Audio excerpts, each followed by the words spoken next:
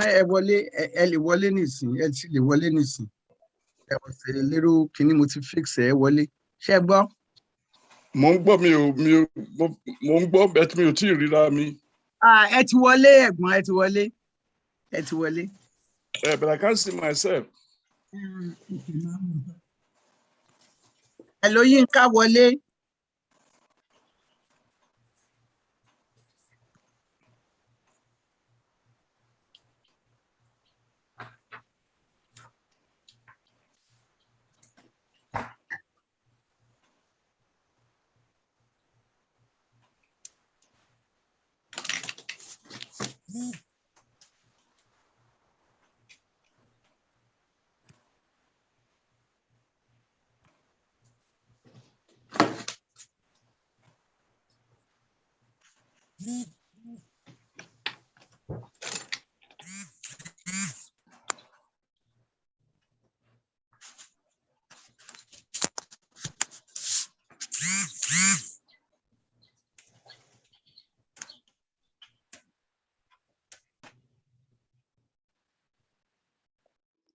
No voice, so no voice. Please, let's hear what is being said. Thanks. So ọwọ́ gẹ̀ǹgẹ̀ báyìí ni wọ́n ní síwájú ijó ìdùnnú ní í ṣe atọ́kùn fáyọ̀. Mo kí gbogbo ẹ̀yin èèyàn wa nílé lóko lódò lẹ́yìn odi níbikíbi tí ẹ bá wà tí ẹ ti ń gbọ́ wa. I am going to change a little bit. Like I announced later, today's episode is going to be delivered in English language. For those of our people who didn't know before, please forgive us. When we look at the caliber of the person that is coming on Yoruba Gbode today, we realize that it's not just somebody who is for Yoruba people alone. It's for all of us, everybody worldwide. Akoguntola Adeniyi is worldwide. So we didn't want to limit the broadcast to Yoruba language alone.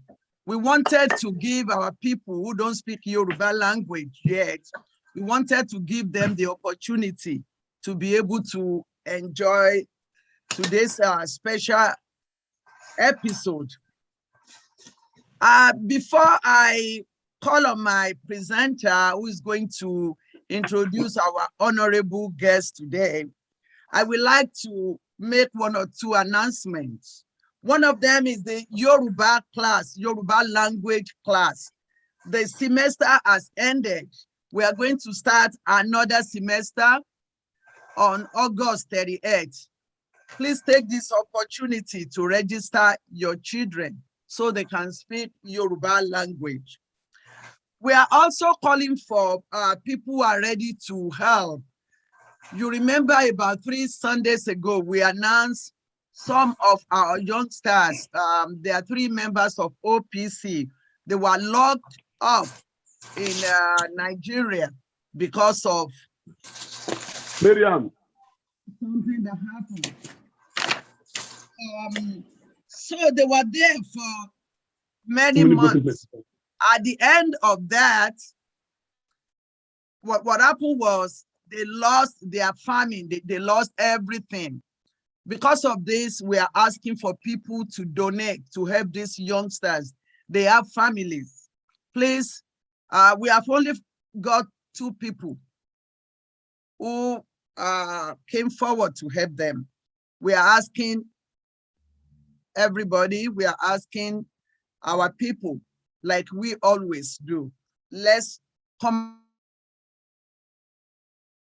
around and help them so they'll be able to do their farming and they'll be able to move on with their life. That is one of the things we are saying about Nigeria. There is no compensation anywhere. They were locked up for 3 months. After that, they find out that they were not supposed to be locked up. Nothing went wrong. They didn't do anything wrong. You remember the story of Wakili when they reported Wakili.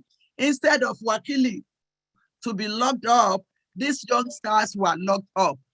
So we are asking for people to help them so they can go back to their farming. The farming season is around now. I'm still looking for Adeyinka. Everybody is in. I don't know. There shouldn't be any problem. There's no reason why you won't be able to come in. Anyway, we are going to move right along. My name is Shola Yusuf Iweniloma. On behalf of Yoruba Gbode team, I would like to welcome you all to this exciting, this full of information episode of Yoruba Gbode.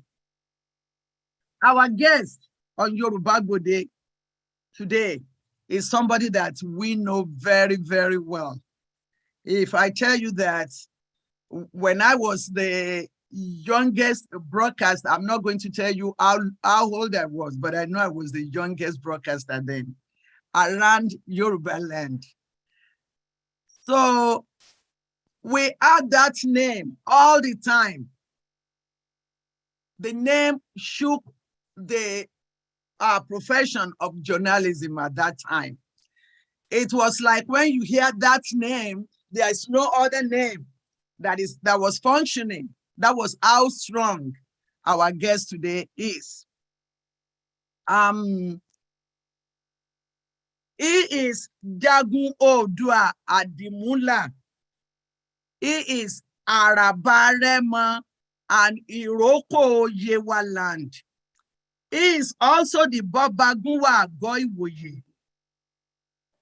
Akogun is also the Otunba Awuwo Biowu of Lagos. Are Agbakin in Ede. Agba Onigege in Egba land. You don't want me to continue. That is our guest today. I'm not going to go on like that without inviting my honorable, my able presenter, Adeyinka Sanda. Adeyinka, over to you. Akogun is here. It's over to you. Adeyinka. I'm right here. Okay. And the ball is in your court. Akogun is here. Excellent. It's my pleasure today to welcome Akogun Tola Adeniyi Senior to our midst, to Yoruba Gbode.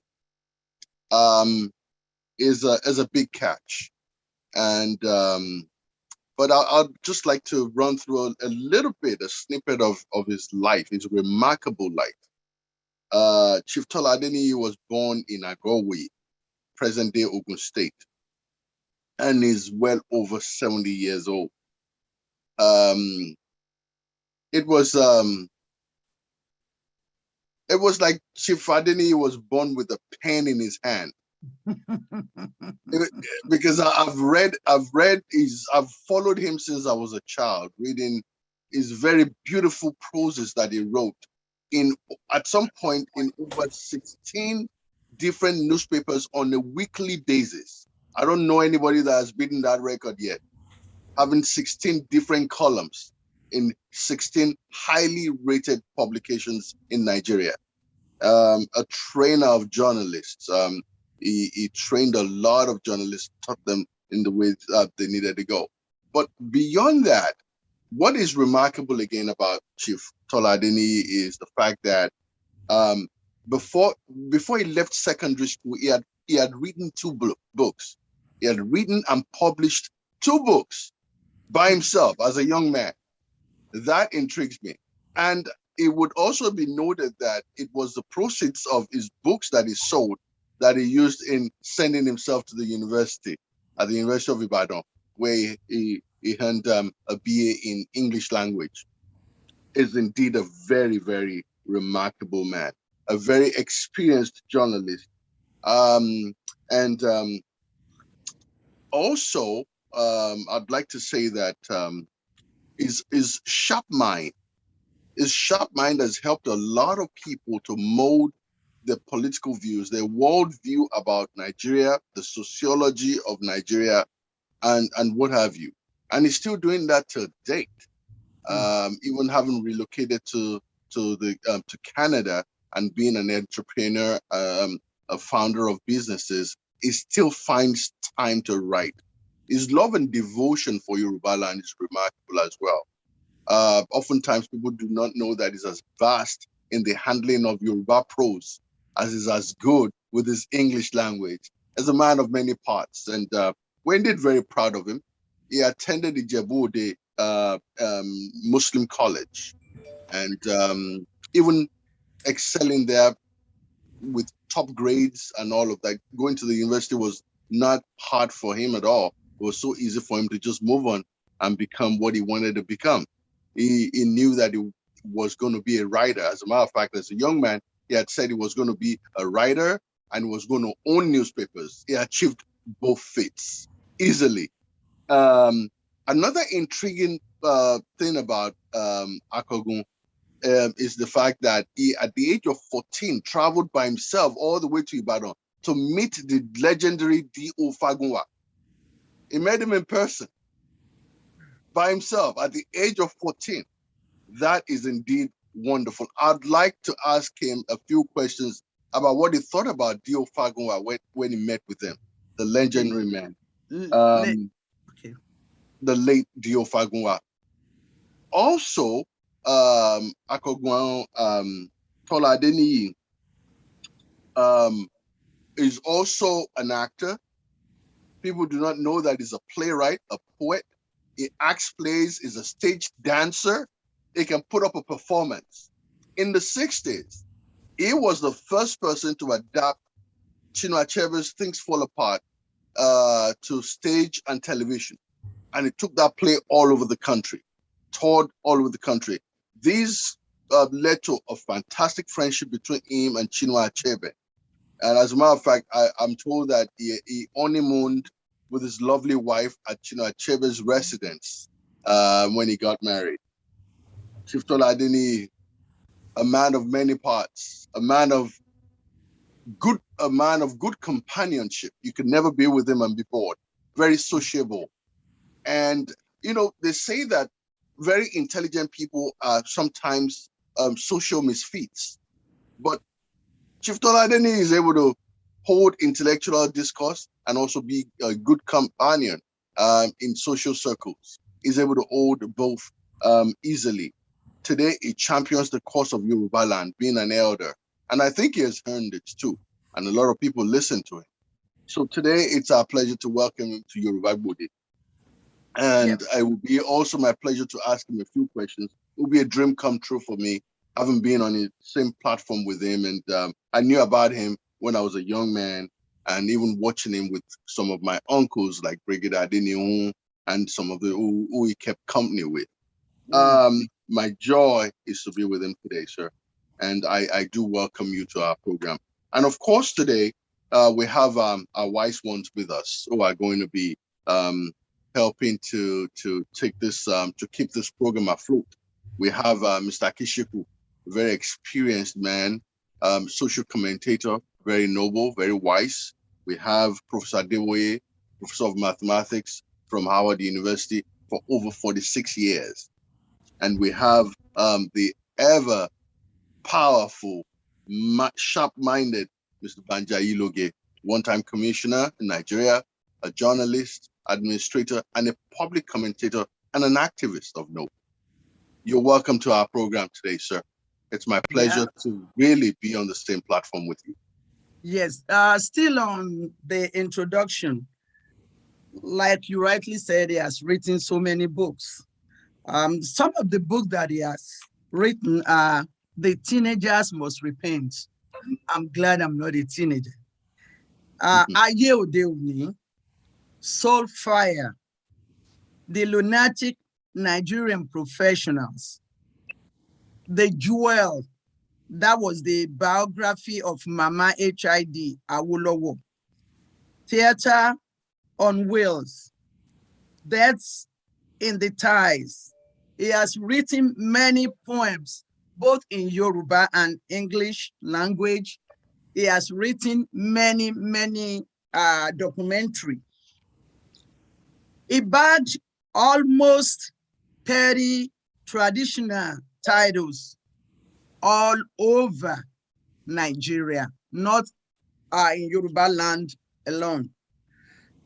Akogun Tola Adeniyi shook the world of journalism when people like me were growing up.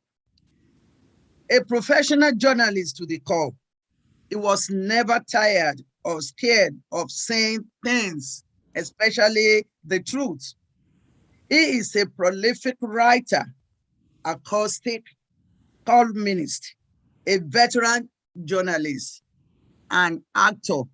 We are very happy to welcome Akogun Tola Adeniyi to this special edition of Yoruba Gbode. Akogun Tola Adeniyi is still with us. I see him now. But while we are waiting for him to surface back on the camera, I'm going to be letting everybody know what we will be doing today. Today, we are going to be asking him some important questions, some things that are going on in Yoruba land and in Nigeria in general. What we are going to do is I'm going to ask him few questions. And after that, I'm going to give our Amuye Meta, our three wise men, the opportunity to ask him questions. Also, it will be an opportunity for my presenters, Ayobami Abolaji and Adeyinka Sonda. I'm trying to see where Baba Tola Adeniyi is at this moment.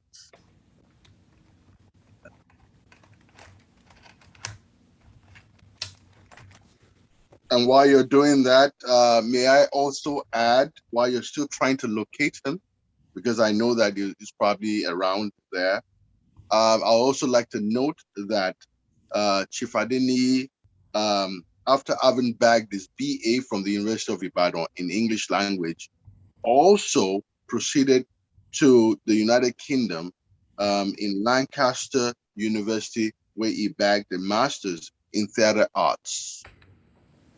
He's also an holder of a diploma in mass communication. I thought I should add those two to his bio.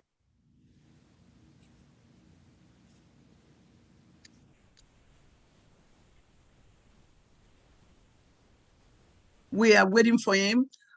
Also, our people on YouTube, please do not hesitate to share. I'm here. My video has been muted by the host. Okay. Your video? No. Yes. Okay. The co-host has asked you to start your video. Now I'm starting. Okay. I'm sorry, that must be an oversight. I'm sorry. Okay. Now we are set. We are very, very happy to welcome you, sir, to this special edition of Yoruba Gbode. While we were trying to get you on camera, my presenter was able to introduce Alagba Dipo Akinshiku. We have three wise men on Yoruba Gbode, where we are going to use, where we may not be able to use the adult experience because of so many experiences that we have, experiences in quotes. Our wise men are always there. Alagba Dipo Akinshiku, who has worked so hard on Egbe Omo Yoruba, especially during the Deco period. And also Baba Banji Ajiloge, who was a former commissioner in Nigeria and also an activist when it comes to Yoruba struggle, where Yoruba people are supposed to be. And also I'm looking for Baba Adeniran Adeboye, who is also one of the wise men on Yoruba Gbode. Baba Adeniyi, you are welcome to Yoruba Gbode.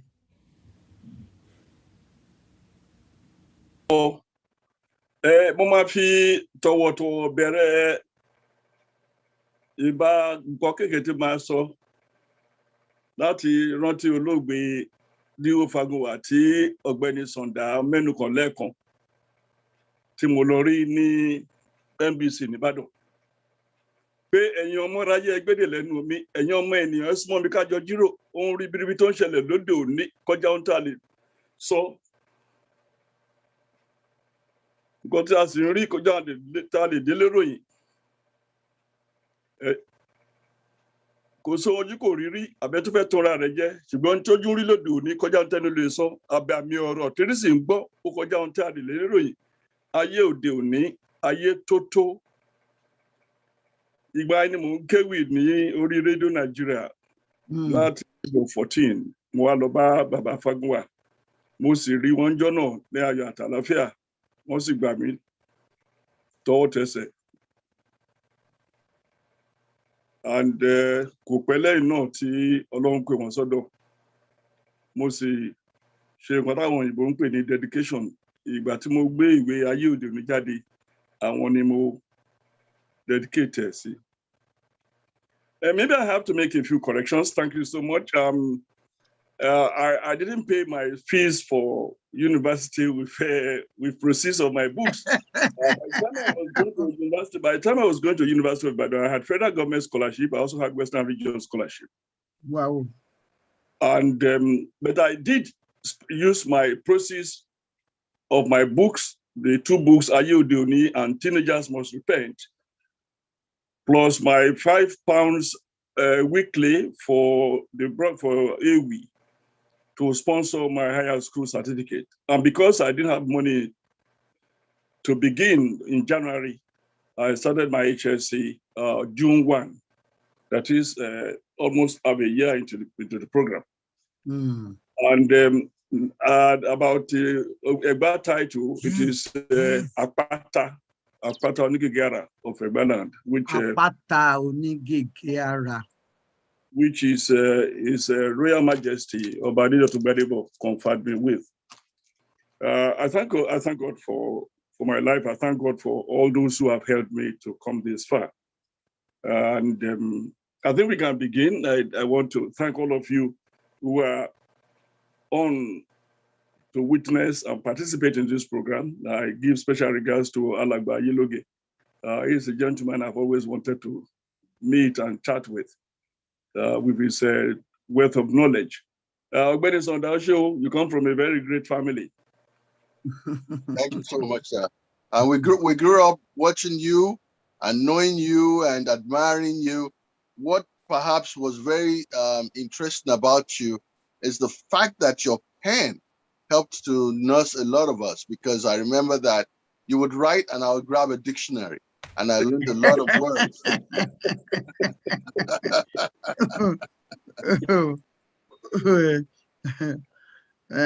Thank God for that. Thank you, Adeyinka. You have about 30 titles. Baba Adeni, how do you remember all these titles? And how do you remember where you got them? That is very, very amazing. I'm not going to waste people's time so much.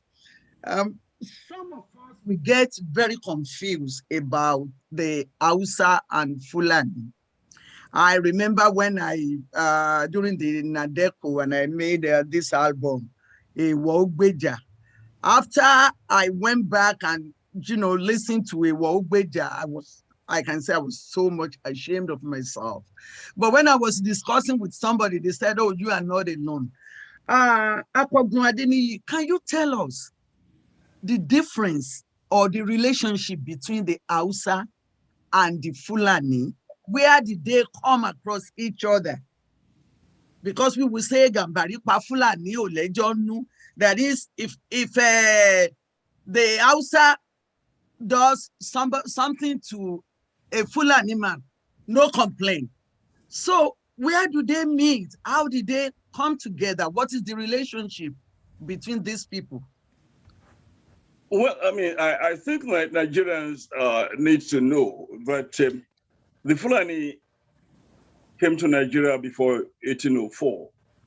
And contrary to what has been put out there by those who mongled and disturbed and distorted history, Uthman Danfodio did not lead the Fulani to Nigeria. Uthman Danfodio was born in Sokoto. He was born in Nigeria. I visited his grave in 1804, in 2004. I visited his grave. Yeah, and I also visited, his grave was by the side of his father, somewhere in Sokoto there. And it was his father that really came from Futajano. He was born here. And by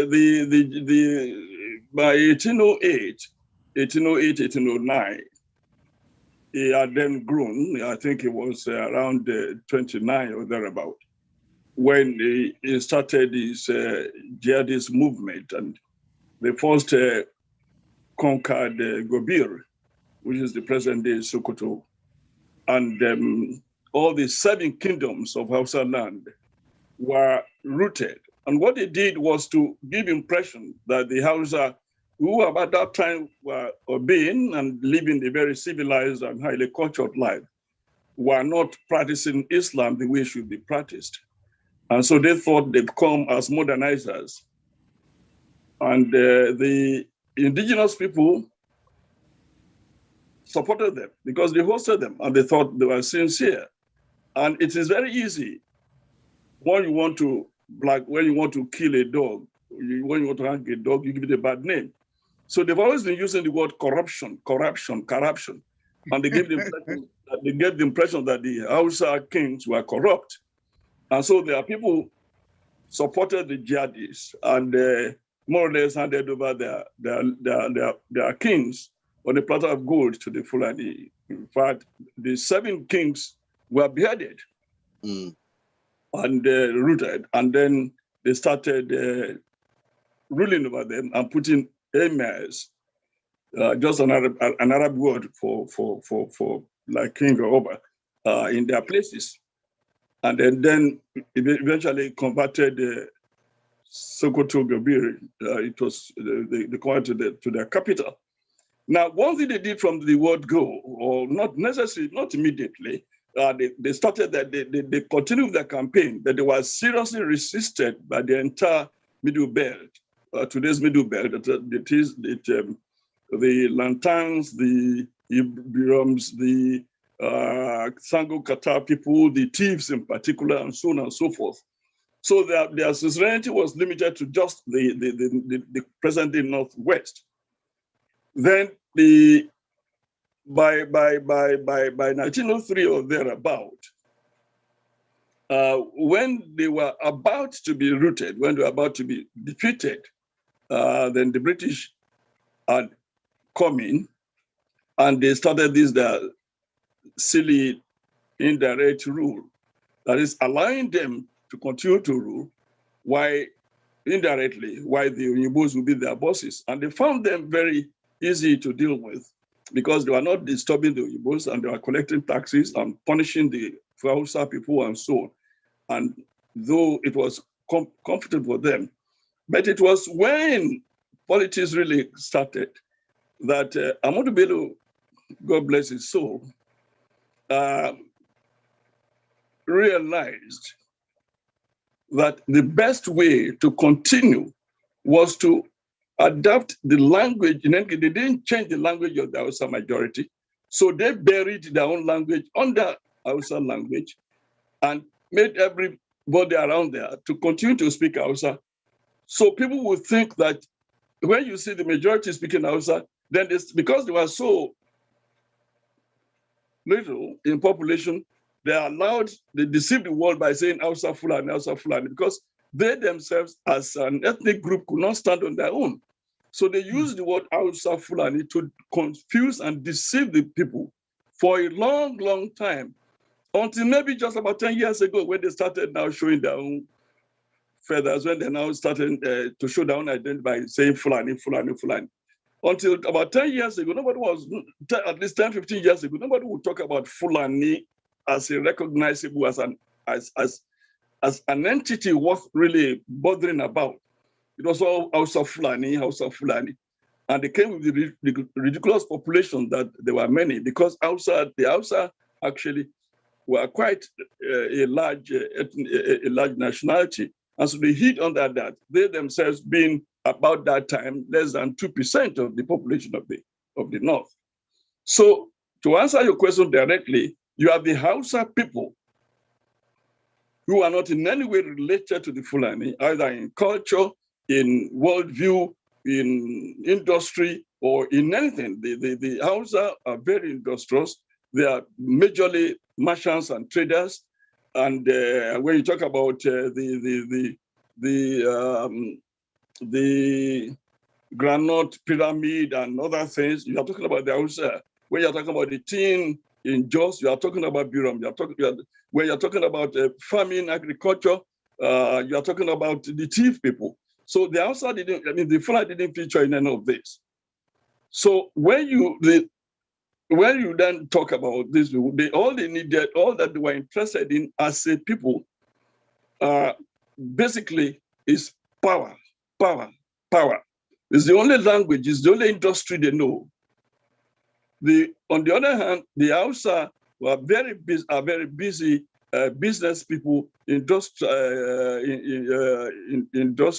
people, but majorly traders and merchants. And there are the people trading as far as North Africa, even as far as Saudi Arabia. And also they are trading south with the Yoruba in Kola North and other agricultural products. So that is the difference.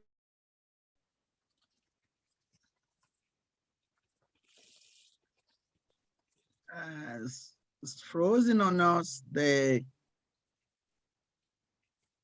China people is freezing us. We're going to be okay. Who's that? Hello? We're with you, Go ahead, sir. Go ahead, sir. We are listening. You were frozen for a minute. Yes. Okay, so I was just answering the question because you asked me the difference between the Hausa and Fulani. Yes. And I'm telling you. That was well answered, sir. That was okay. But the Fulani people, were they initially concentrated in the city, in the northern part of Nigeria, or what happened with their location in the beginning? When they came actually as religionists. They came as people trying to spread Islamic religion, and so they lived in the cities. They lived and mingled with people. They were admitted. They were encouraged as, and they are treated very well as guests. So they were living in the cities. Then, of course, as they started their campaign of ruination and terror, they started inviting their kith and kin from neighboring countries. And you know that in Niger Republic, 6% of the population of Niger Republic are Fulani. So you have them about 6% in Nigeria, 4% in Guinea, 2% in Senegal, 9% in Cameroon, 13% in Mali, 8% in Burkina Faso, and 5% in Mauritania. They are less than 1%. In Benin Republic, they are about also 6%. In Guinea-Bissau, they are about 28%, and in Gambia, just about 20%. In Chad, about 1%. In Sierra Leone, about 3%. In Central African Republic, 5%. And in Ghana, where you have 30 Yoruba towns, they are just about less than 1% or less than 2%. So that's where they are. So they started inviting those populations that I referred to from those neighboring countries, and then made them their foot soldiers, because the majority of them at that point in time were hardly literate. They could neither write in the Arabic language nor English language or Western language. They were there as foot soldiers. And because these people, the only industry they know is power and violence, so they needed them to help them spread terror. And that was the terror they used majorly on the people of the north of Niger and Benue, but basically north of Niger, because north of Benue did not give them a chance at all. Not a chance at all. My next question is this. How did they accrue so much power despite their lack of education? That is, lack of Western education, so to speak. That is number one. Then why does it look like they are unconquerable, that nobody can catch them, that they are so much powerful? Where do they get it? What exactly gave them that power? Òjò ti ń pa igún bọ̀, ọjọ́ ti pẹ́, kì í ṣàánú ló bẹ̀rẹ̀, kì í ṣe jẹta. A sọ pé they gave the impression that they were harmless. And when the British came, especially Lugard, may God never forgive his soul. When Lugard came, amen to that. Lugard was born in India, a mercenary, a soldier. Then he came to Sudan. From Sudan, he joined the British businesses and so on. So they found him a useful tool.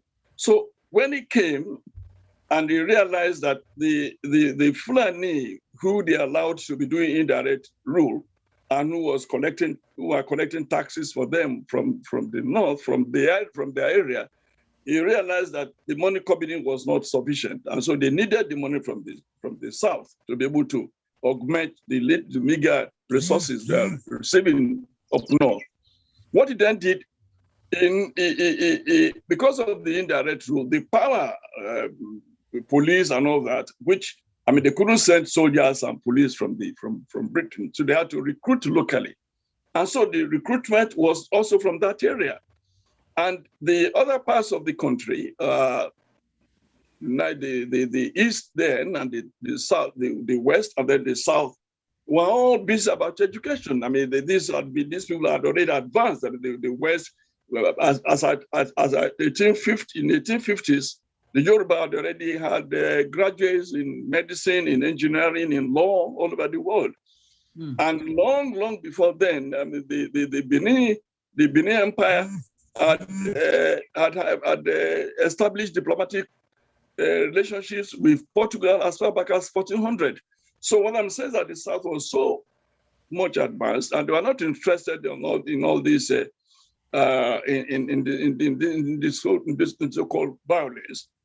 But the British, under using Lugard, the mustached eunuch, realized that what they needed was to arm their baby in the north, led by the Fulani, to arm them to the teeth, and then begin to unleash them on the rest of the country, but limited at that point in time also to what we call the far north. But before I go further, I have to make one point clear, that in a conversation like this, people need to have a background to be able to understand, because you can never exhaust how the Fulani became so powerful. In a short address like this. One will need to go to Professor Kole Omotoso's Just Before Dawn, read Barrister Asemuta's statement on the 50th anniversary of the creation of Lagos State, where I spoke about the Lady of Beans. And then recently, Professor Ambassador Senator Harry Aha's book, the conquest of Azenga, this book is so much up to date on how the Fulani acquired so much power that now use to terrorize the country.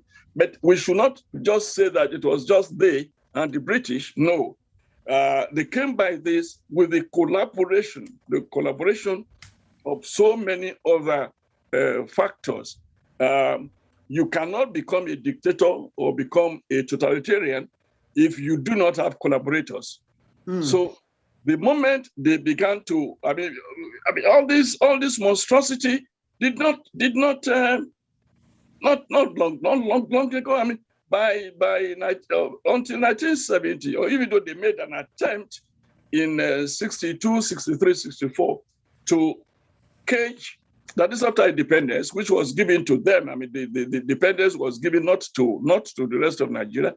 The independence was actually the transfer of power from the British to the Fulani, not to any other person, because we have so many literatures to confirm that, so many literatures that will conclusively convince anybody and everybody that it was a grand design and desire to ensure that the British never left Nigeria, and the Nigeria they wanted to be in their hands was the Nigeria that would be dominated and controlled by this tiny minority, less than 4% of the population. But like I said, apart from riding on the wings of the British, they had also collaborators all over the country. And the way they did that was to ensure that those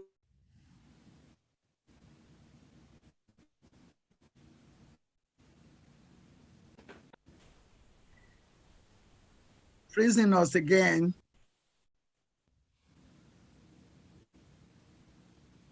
talk about the police. I mean, when you answer your questions, they became that, but they did not. They took their time. They didn't after the failure of, with the experiment in the West, which then led to war and so on and so forth. They sort of relaxed a bit. They sort of by time. I mean, we had the Fulani. We in the Second Republic we had Shagari from Shagari village, who is a full-blooded Fulani. But we didn't see all this obstructiveness, we didn't see all this madness in his time. We didn't see all this madness in his time. And you will also know.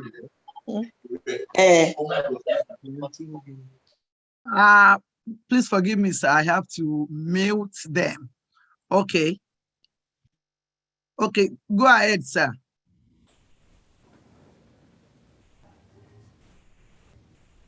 You also realize that even by 67, when Ironsi was murdered along with Fajui in a very brutal vengeance coup, the Fulani also just stayed behind, apart from featuring Murtala Mohammed, who is 1/4 Fulani, another 1/4 Fulani, and 1/4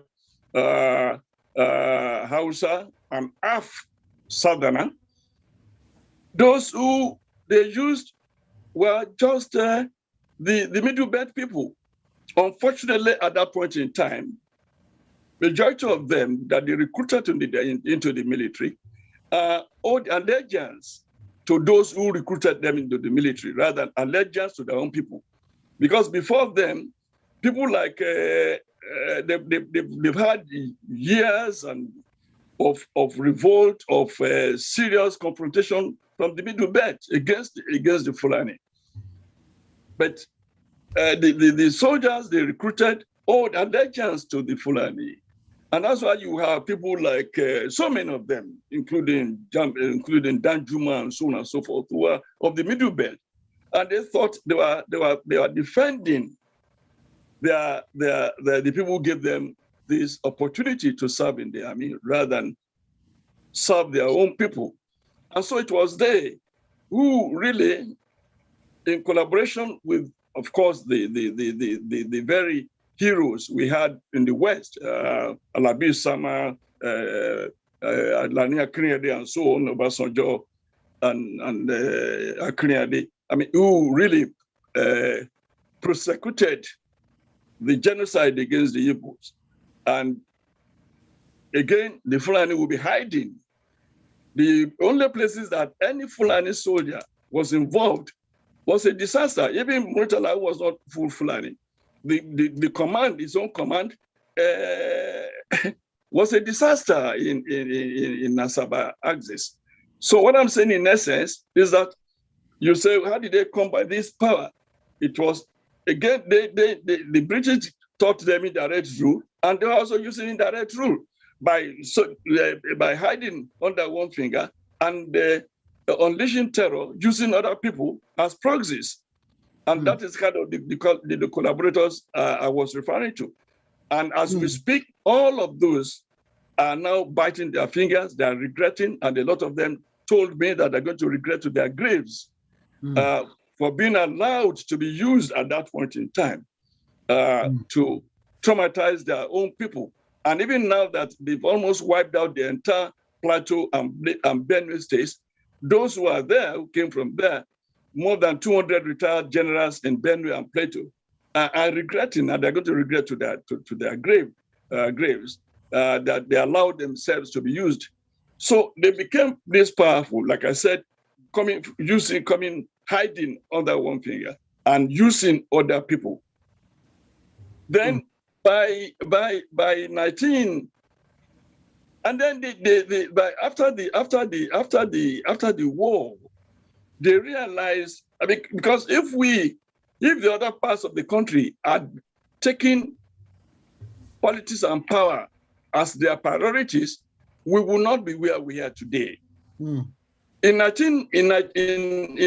Shagari's time, the most formidable police force ever created in Nigeria was created by a Yoruba man, by a Christian Yoruba, Adewusi. So that Adewusi created the most formidable police force we ever had in Nigeria. Even I may say we ever had in West Africa. The police he created was so powerful that could confront and even overpower the Nigerian military. And that was why, as soon as the jihadists Buhari came to power in 84 January, the first thing he did, which again we didn't take note of, the first thing he did was really to demolish the strength of the police. He dealt with them so seriously. What do we call it? So the police, by 84, he had already demobilized them. And up to today, that is why, because they know that a formidable police, once you have a formidable police, your security, your safety, and security is guaranteed.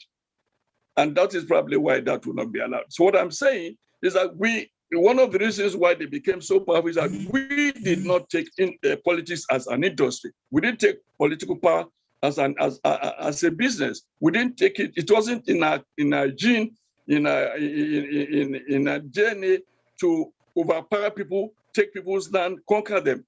If we wanted to do that, I mean, look at Ghana. We have 30 Yoruba towns there, according to research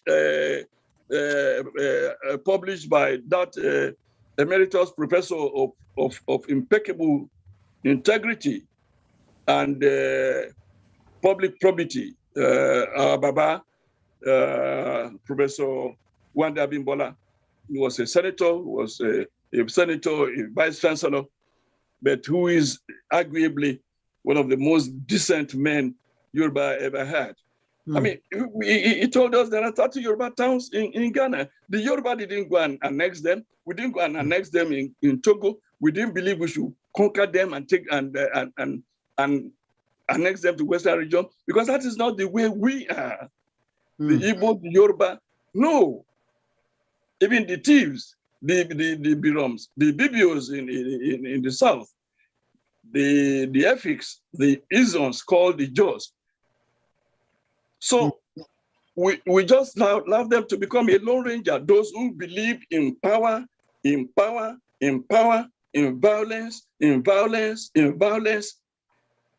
to more or less run amok with power. And that is what has probably led us to where we are today. So it wasn't because of ignorance or because we are foolish or because we did not know how to do it. It's just that it was not our way of life. We just don't pay attention to it. Yes, we didn't believe that we wanted to develop everybody. The Yoruba dictum, as led by our great Ududua reincarnate Obafemi Awolowo, was live and let live, was afenifere. That's our mattress, not to go and steal people's land and kill them and so on and so forth. So it wasn't that we are foolish, it's not that we didn't know what to do, it's just not in our character to behave the way people who believe in violence behave. Thank you, sir. The Igbo man don't go about putting obe or dagger in their pockets, even in primary school. That is not our way of life. Go ahead. Thank you, sir. For people who are just coming in, you are coming into Yoruba Gbode Media.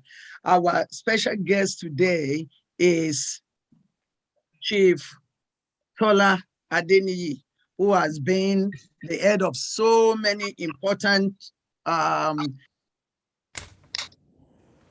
newspapers in Nigeria. He was deputy manager for Sketch. He was editor-in-chief for Nigeria Tribune. He was chairman, CEO of Daily Times, and is also the chairman Canada Nigeria Chamber of Commerce.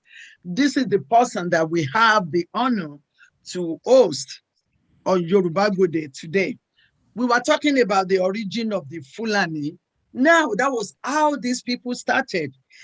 Things that are really chasing us in Yoruba land, they are associated with these people.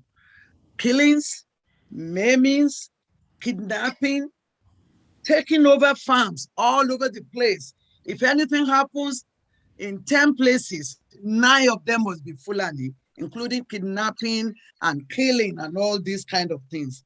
Now, it's all over Nigeria, but we're talking about Yoruba land because this is who we are, the Yoruba people, and our land is our land.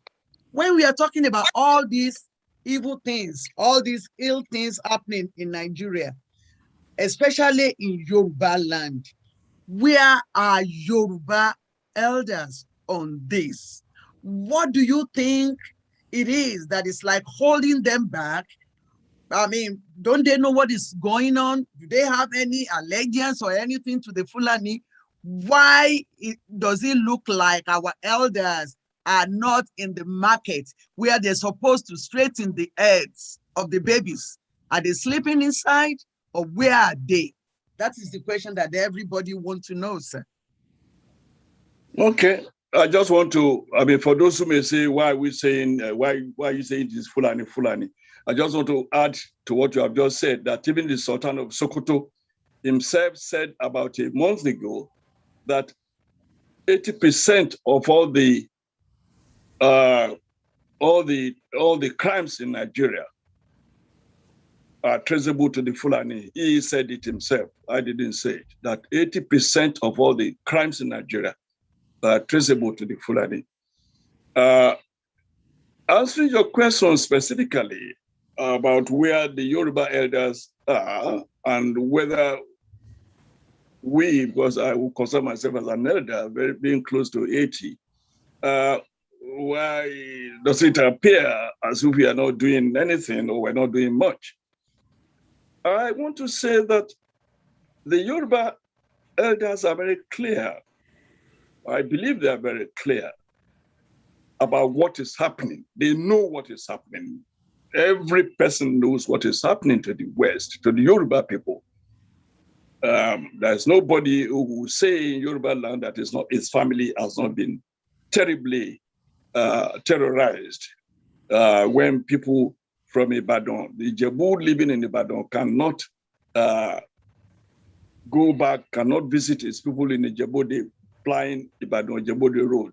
they know that it won't be lokulonge. So they know they know it's not that they're not aware. But there are fundamentals that have hindered the effective reaction that the Yoruba elders would have given. One, I don't think we really analyzed the problems and challenges confronting us. I think all of us have been reacting to symptoms. These are just symptoms. We didn't sit down to analyze the root causes of the problems, the challenges that we have, the strength of the enemy, the deadliness of their weaponry, and so on. And we did not, because we didn't analyze them, we didn't study them. It had led to this, what you see as handicap. Now I'll tell you, we waited until all the collaborators from our end submitted the interest of the Yoruba to the ruling, to the ruling hegemony. If they are killing us with guns and whatever, and they had the federal might behind them, what were we doing?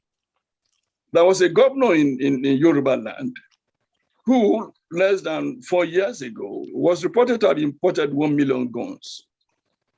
Rather than keep the guns and look for the future, that the time may come that you want to defend your people, he submitted the guns to the federal.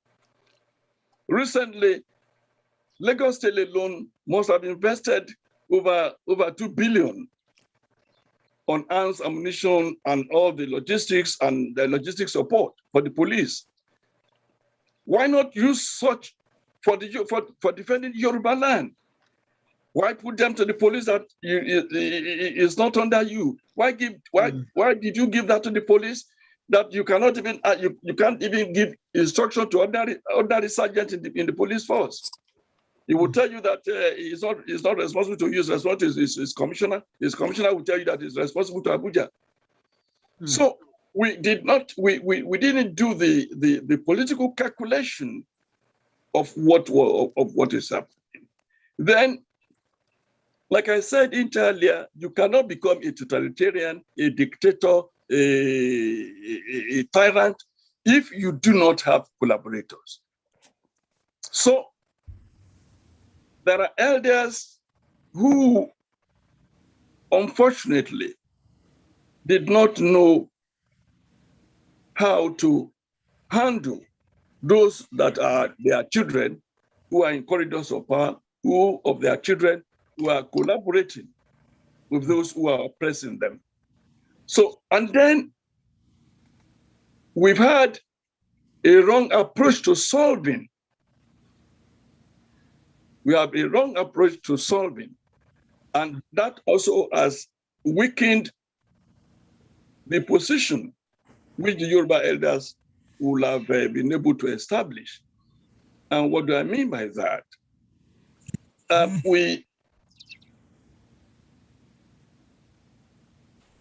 We didn't, there are many things that are better left unsaid. There are many things we more or less had abandoned. One of the aphorisms of the Yoruba people, Orukotama so many inu walungbe, Bugbachokola and Salonu. Excuse me. These are aphorisms that we have more or less abandoned, and we just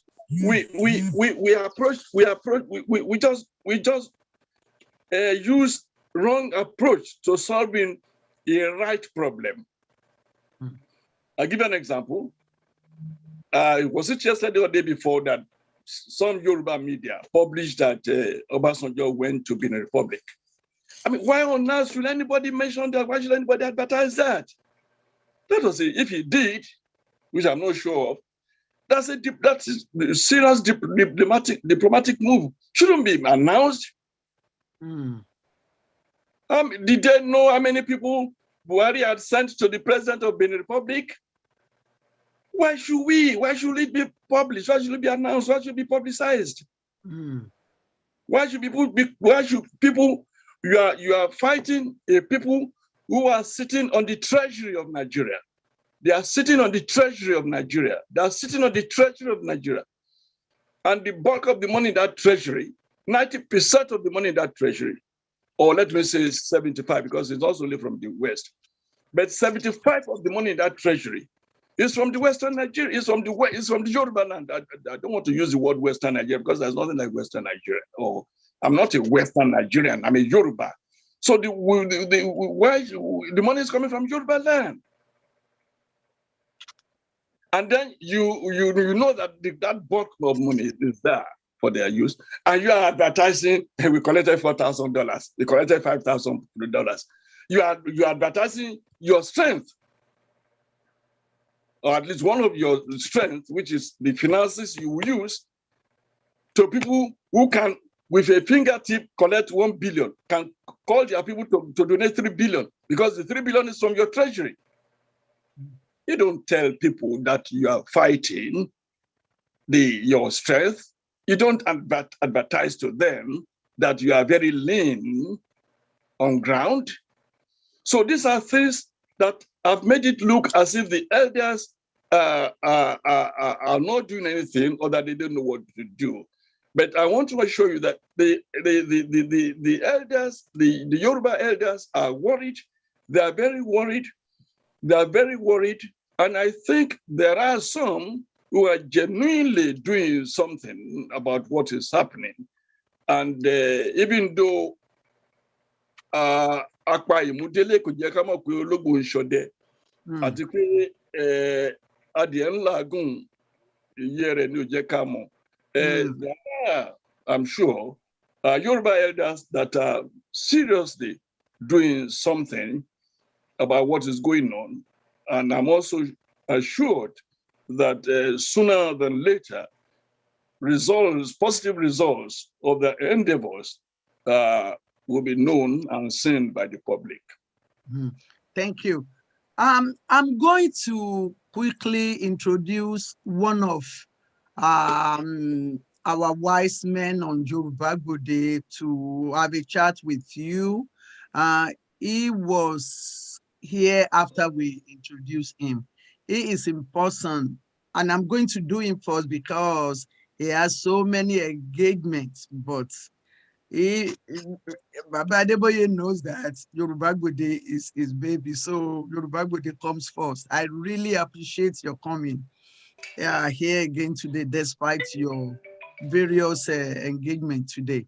Baba Adeboye. I'm at a conference. Let me call you back. Hello, Mongbanyo. Ebola and Soloni, because of Baba Adeboye, we are hearing you. Okay. But we are borrowing the Oyibo language because of our people who love to listen to Akogun, because Adeniyi, but they don't speak Yoruba. So from Agowoye, don't speak good Yoruba. Dr. Ba, I'm on a teleconference. I will call you.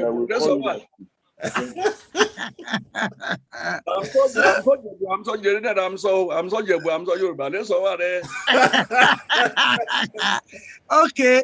Bàbá bá jẹ́ ayé lọ́dọ̀ mi ò tí ì gbọ́ kẹ́ ẹ sọ Èkìtì bẹ́ẹ̀ yẹn rí ó mú yín lẹ́nu Ìjẹ̀bú làwọn sọ yẹn.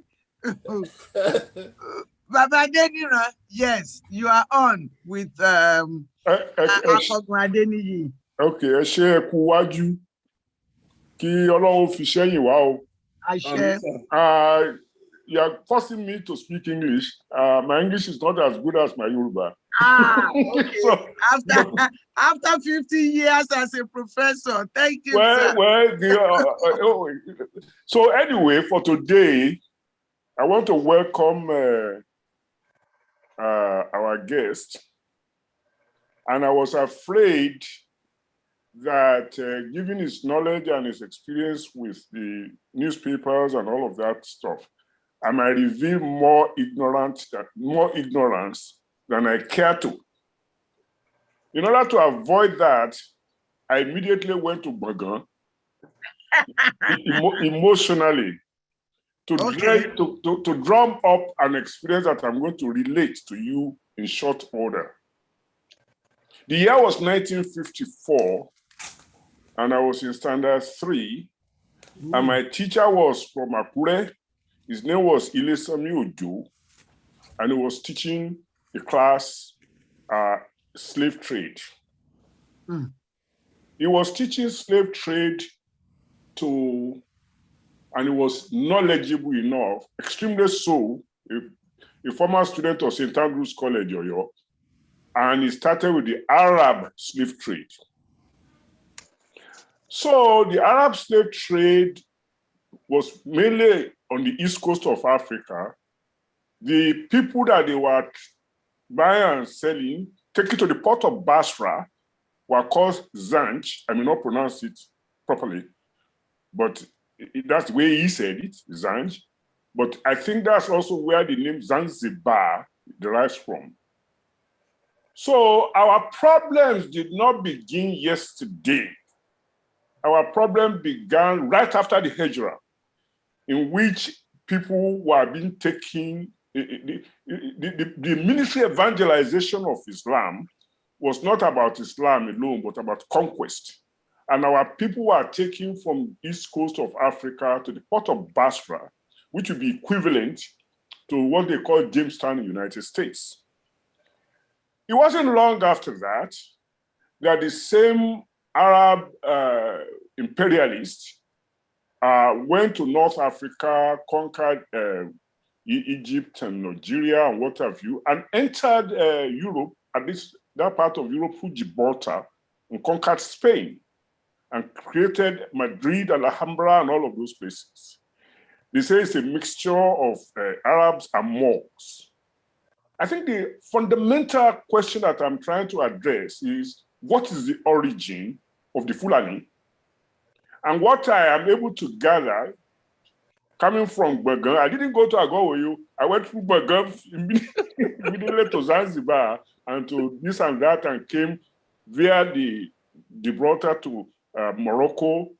And therefore, and the question that I read now says that the Fulani are not immediately, fundamentally, of African origin. They are part of the Middle Easterners that are moving around, initially nomadic, conquering places, using any and every pretext, religion sometime, some other thing, some other time. They were all over the whole place. It was in the 1400s now that King Ferdinand and Queen Isabella regained control of Spain. Before that, places like Sarajevo and all of those places had been conquered by Arabs and Islam and whatever. So I'm trying to cut everything short. I'm trying to relate to what came to us. By the time the Europeans entered the scene and took over their own portion of the land in the 1400s, they were impressed by how many Zanj, how many Negroes, how many whatever it is, were serving as servants and slaves to their former conqueror, the Arabs. And they therefore enlisted some of these people in their own, what we call, I think Akogo and I are contemporaries in age. You will remember the history book of our time, Discovery, Expansion, and Empire. The age of discovery and expansion and empire benefited a lot for the Europeans. It benefited from the Fulani, the Tuaregs, the other kinds of Arabized people, direct Arabs or Arabized people, anyway, from the Middle East, who are now being used to catch slaves for the Western interest. Specifically, it took a Fulani to catch Ajayi Crowther. Yes.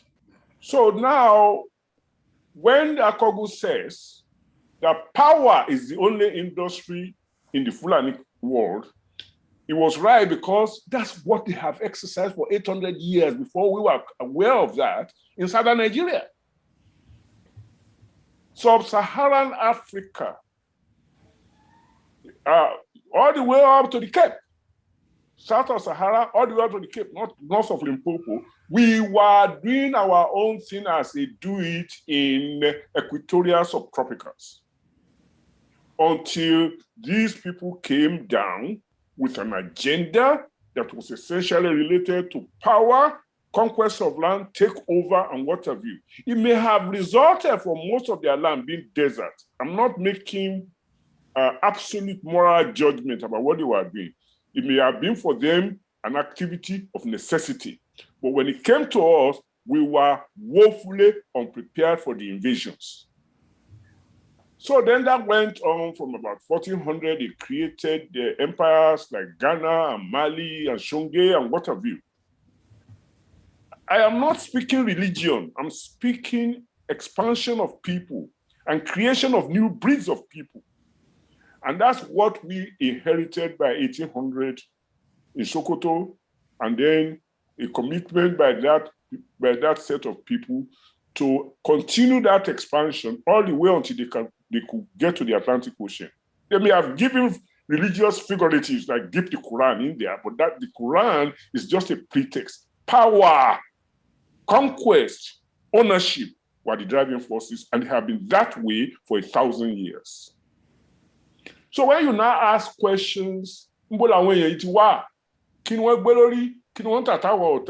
reality of the ground is that they have far more equipped for warring than we have ever been.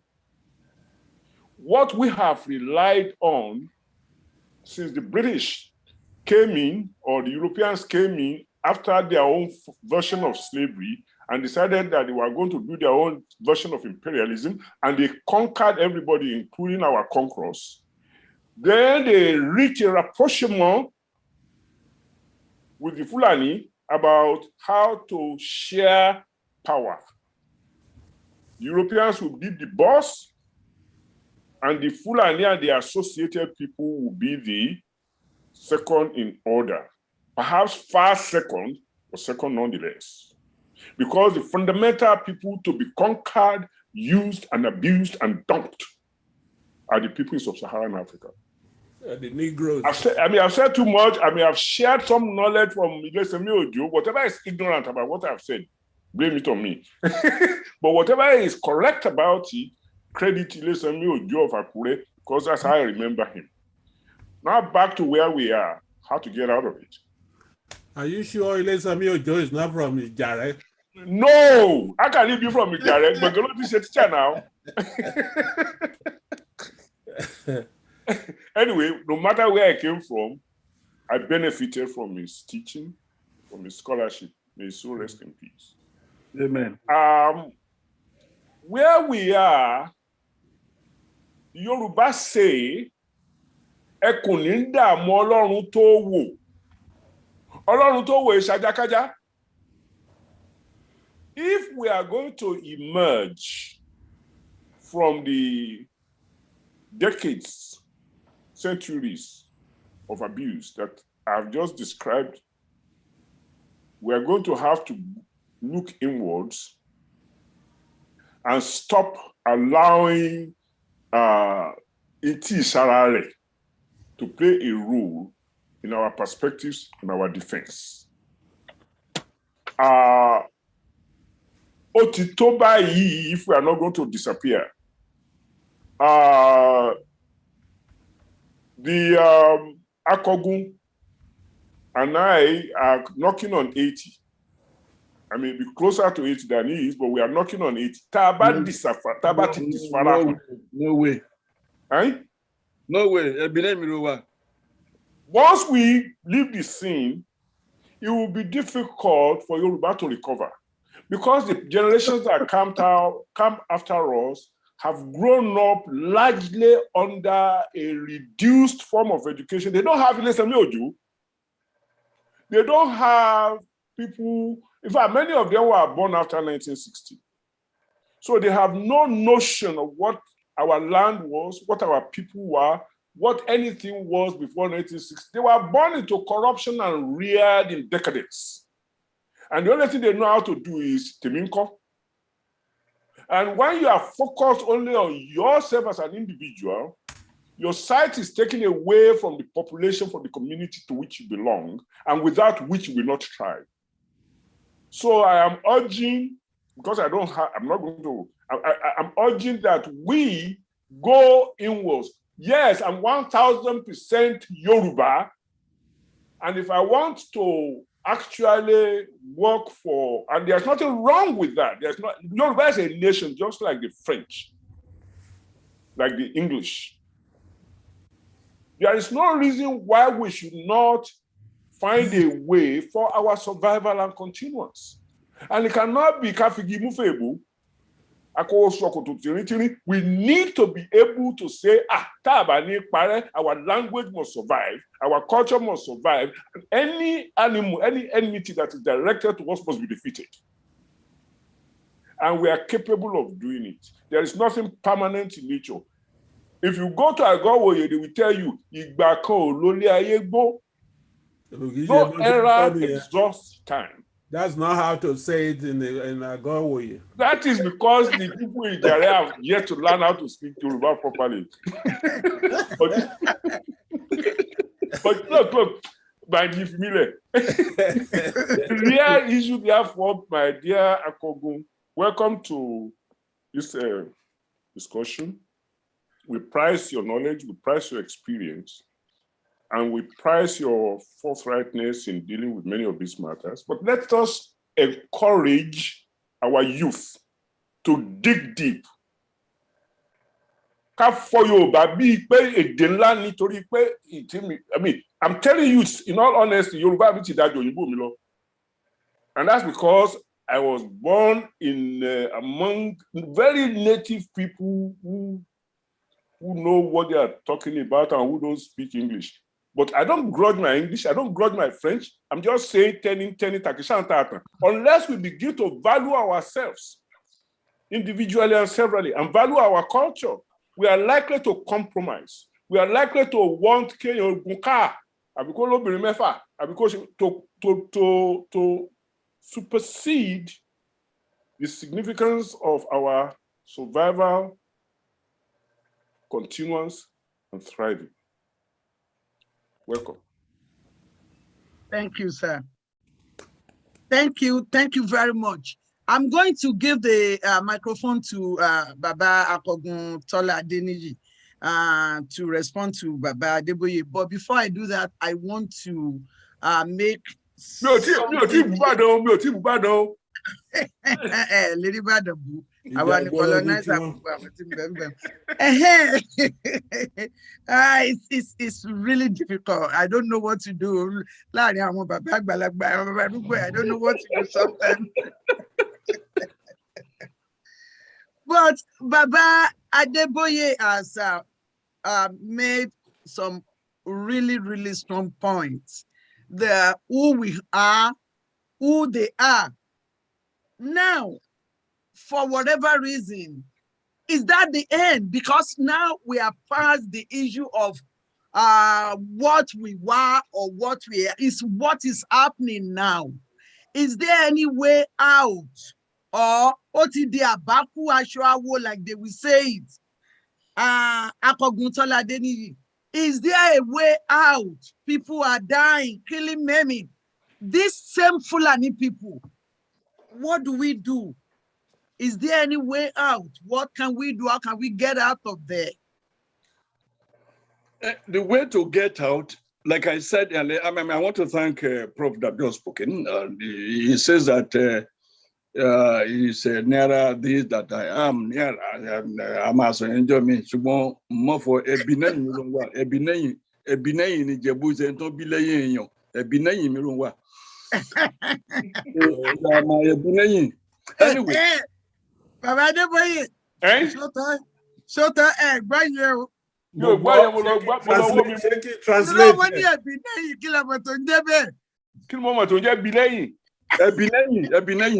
Ola bro, Ola Jackie Solid, Ola bro, like Jason. irọ́ mi ò kì í ṣàbúrò rẹ o. Ẹbí nẹ́yìn. You see? Oh, Àbíkẹ́yìn. Olè gbọ́ Yorùbá, ó pẹ́ tí mo ti Ẹbí ní. nẹ́yìn. Ẹ̀ńtọ́ bí lẹ́yìn èèyàn, ẹbí nẹ́yìn, ẹ̀ńtọ́ bí lẹ́yìn, ẹbí Ṣé wọ́n nẹ́yìn. bí mi lẹ́yìn? Ta ni wọ́n bí lẹ́yìn ẹnìkan? Ẹbí nẹ́yìn mi ro wà. Okay, o. What year were you born? Because I've checked on you. I know what You were year born in both of you were 1945. born. What year was Obasanjo born? And what year was Tinubu born? Oh, well. Okay. Àbúrò ni Tinubu jẹ́ fún mi. Then check my age. Check my age from those records. Now, Okay. Correction accepted. Bade Tinubu tari pọ̀ o. Àmì ta fẹ́ lò. No, Tinubu was born 68 years ago. Ẹgbẹ́ lèmi. Anyway, Years ago. ẹ̀gbọ́n ni mo jẹ́ fún Banji Ayílóge. Mo gbà yẹn. Nítorí pé ẹni bá tiẹ̀ tí ń wo irun yín báyìí á ti mọ̀ pé arúgbó ni. Ó fi bú mi ni o.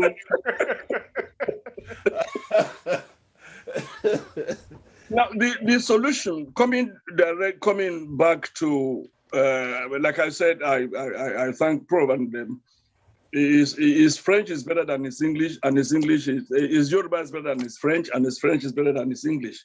Now, for immediate, kamo agbọ́dọ̀ mọ nǹkan tá fẹ́ ṣe torí mo sọ pé a ò kò yé wa nǹkan tó ń bá wa jà. We don't know. Gbogbo wa sọ pé Fúlàní. Èmi sọ lẹ́ni pé Fúlàní gangan kọ́ ló ń bá wa jà. Buhari ló ń bá wa jà. Fúlàní ni Buhari. Káròdì máa sọ kárọ̀ sọ mọ́dì. Àmọ̀ pé ẹnìkan ló parí nílùú Àparí tó ń pè wọ́n ní Àparí. Agenda tó ní ó ti fi hàn láti ìbẹ̀rẹ̀ pẹ̀pẹ̀pẹ̀pẹ̀ wá. Kò fẹ́ òun ní àwọn òun gan ní idea jihadist pé a fẹ́ ká gbalẹ̀ ká pààyàn ká máa òun gan ló yàn láàyò òun gan ló kó sí lórí tó wá ti rí àwọn èèyàn láti torí tẹ́ bá sọ̀rọ̀ Buratai tí tó fi máa kú tí Buhari bá tọ̀ tó bá ní kó mú ó máa mú ni torí pé Buhari ni ò ní jẹ́ kán jù sẹ́wọ̀n Buhari ni ò ní jẹ́ kán gbogbo nǹkan tó sọ pé ó ní Dubai Buhari ni ò ní jẹ́ kán wádìí ẹ̀ gbogbo nǹkan tó ń ṣe so ẹni tó bá fún yàn láyè bẹ́yẹn tó bá ní kó lanu kó ń tọ̀ sí àtọ̀ sí àwọn tí wọ́n ṣe gbogbo nǹkan tó ń ṣe yìí àwọn tó jẹ́ pé wọn ò lẹ́nu ọ̀rọ̀ lásán ni so òun ló lọ sí Cairo tó sọ pé kí gbogbo Fúlàní tó wà ní Áfíríkà kó máa bọ̀ ní Nàìjíríà láì ní visa gbogbo àwọn tí wọ́n mú òun ló sọ pé òun ló sọ fún nínú mínísítà òun ló sọ fún Lai Mohammed kó sọ pé kidnapping kì í ṣe iṣẹ́ ìjọba kì í ṣe wàhálà ìjọba gbogbo àwọn ọ̀rọ̀ pálapàla tó ń jáde ọ̀pẹ tó bá fẹ́ wà láyé kò mú ilẹ̀ ẹ sílẹ̀ kò mú kan nu ilẹ̀ àbí ẹ̀mí ẹ gbogbo àwọn ọ̀rọ̀ bẹ́ẹ̀ yẹn ẹnìkan láti jẹ́ pé òun ló ń dún òun ló ń sọ pé ẹ sọ báyìí ṣùgbọ́n tó dẹ̀ ti lọ kọ constitution tó yẹ pé àwọn ológun náà kọ́ tó jẹ́ constitution tó kọjá pé ẹnikẹ́ni tó bá jẹ́ olórí orílẹ̀-èdè òun ló máa ní agbára jù lágbàáyé agbára tó ń fún yẹn náà ló máa jẹ́ pé òun ló máa ṣe pé òun ló máa yan mínísítà òun náà ló máa yan ọ̀gá ọlọ́pàá òun ló máa yan ọ̀gá sọ́jà òun ló máa yan ọ̀gá adájọ́ òun ló máa yan igbá òun ló máa yan àwo so ẹnìkan yìí tí ò bá jẹ́ bẹ́ẹ̀ tó wá kẹ́tọ̀ kó kàn jẹ́ Fúlàní ni Ṣàgárí jẹ́ Fúlàní Buhari àbúrò Shehu Musa Yar'Adua kí lórúkọ ẹ̀ Umaru Fúlàní ni Umaru wọn ò pé. It came with an agenda. Yes, pé lóòótọ́ la mọ̀ pé Fúlàní agbára náà ń fẹ́ kàn ṣègbà kan ṣàwo ni ṣùgbọ́n ó dá mi lójú pé àwọn Fúlàní tá à ń sọ yìí tó bá kó mẹ́wàá sílẹ̀ nínú wọn mẹ́fà lè má fara mọ́ nǹkan tó ń lọ yìí gbogbo màálù tó ń dà tó ń ní àwọn mẹ̀yẹ́tì àti mẹ̀yẹ̀tù Buhari ni patron wọn gbogbo màálù tó ń dà àwọn tó ń dà màálù kọ́ ló àwọn tó ń dà màálù tó ń gbégbọn sí lọ́wọ́ kò sí kankan ní wọn tó lè ra màálù so ẹni tó ń fún wọn ní agbára yẹn ẹ jẹ́ pé òun ni ọ̀gá ibi tó kó gbogbo amọ́rì sí ẹ jẹ́ pé òun ni ọ̀gá gbogbo àwọn sọ́jà ẹ jẹ́ pé òun nìkan ló lè pàṣẹ fáwọn ọlọ́pàá tí nǹkan bá ń ṣẹlẹ̀ báyìí òun lè má dìímú àwọn Yorùbá ní tí nani bá ń nani bóyá kí àwọn bàbá yìí lóge bá wa parí ẹ̀ tí nani bá nani tí nàyàn bá nàyàn tí ẹni tó yẹ kó ní kó máa nà wá mọ́ tí ó bá dákẹ́ omi ìpé òun gangan ló ní kó máa nà wá. So everything is on Buhari. Jẹ́ kí n gbẹdùn lọ́wọ́ ẹ Gégi Ṣọlá. Mo fún yín ẹgbàá. Chief Adeniyi. My brother. Of all the 31 titles that he acquired throughout the length and breadth of Nigeria. Bẹ́ẹ̀ni, ààrẹ ológun dúdú Èkó. Mi ò ní pè yín ní kankan bẹ́ẹ̀. Ẹ mọ̀ nǹkan tí mo máa pè yín. Which one? Abba Saheed. Bẹ́ẹ̀ni. Àwọn ọmọ sì ń ò mọ nǹkan tó ń jẹ́ bẹ́ẹ̀ but nǹkan tí mo máa pè yín sì ní. Ẹ tún fún wa. Point of reference wa. Nígbà tí ṣé kí n sọ fún yín màá kọ́ sọ yẹn briefly. Baba Yiloge, if you don't mind, I want the non-Yoruba speaker to be able to enjoy you. Okay, and I will speak the limited English. Tell me no more. In those days, in the Daily Times, then Tola Adeniyi was almost getting into trouble with his pen. Then Babatunde just said, "Taloranti Baba Enui." It was the doyen of Nigerian journalism. It was holding the fourth in the Daily Times. Gave him that pen name, Abba Saheed.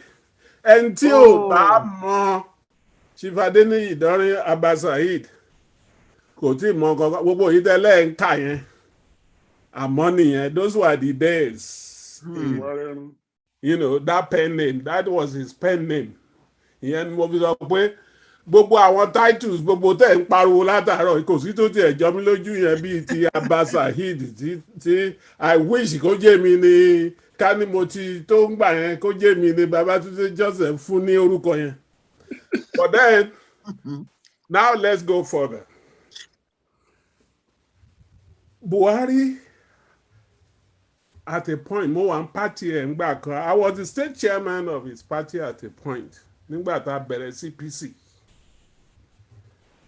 And the selling point to us at that time was that we were going to build a nation, you know, around an incorruptible man who had served with Idiagbon, and his name was able to set fears. Mo fẹ́ kẹ́ listen sí gbogbo kinní wọ̀nyí o. And we started, I moved to Abuja briefly, trying to, you know, participate. And the first meeting, CPC, the Congress for Congress for Progressive Change was in April 2010 at the conference hall. Mutidese conference hall. It was supposed to start at 11. I was at the conference hall at 10 o'clock. Mutijoko. Buhari ode. Buhari didn't come? Moniko, he did. 11 look, ode. 12. Exactly 1 o'clock, lo wole. And the people who surrounded him were all these people with those, the Shagari type, what you call the Shagari type caps. But then he caught a figure of of the 2nd century or 15th century prophets. Either a Muslim or and he got up. Immediately he got to the table, he started speaking. Today is the best day of my life. And I have a party of my own. I was nonplussed. I've been there almost 3 hours waiting for you. You're the one that wanted, you say you wanted to be president. So when it was time for me to talk, I blasted him. You just come in here. You don't even have what it takes to lead the country, a diverse country you come in, look at the people following, and I started. Look, I went out for him, publicly. I said, you don't have what it takes to be the leader of this country. If this is your worldview, if you can come here, and I'm telling this publicly for the first time. Do you know who attacked me back on his behalf? It was a Hamba. Who was his lawyer? Those are forgotten his first name. And they parted almost 2-3 months after. But the point is, right from then, I started questioning him. Questioning his credential. Is this man up to the task?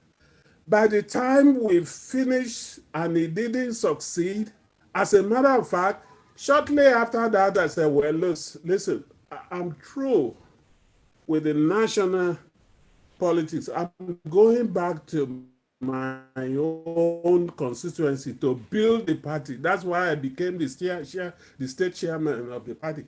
The moment Buhari didn't win, all the people in the North were, the presidential election came first. So the gubernatorial election that was supposed to follow, we were hoping, first from the other side of the country, were hoping that, well, if you can pick up 10 or 11, state governors in the North, at least out of 36, we can build a party from the. But the moment Buhari failed that election, people in the North started tearing their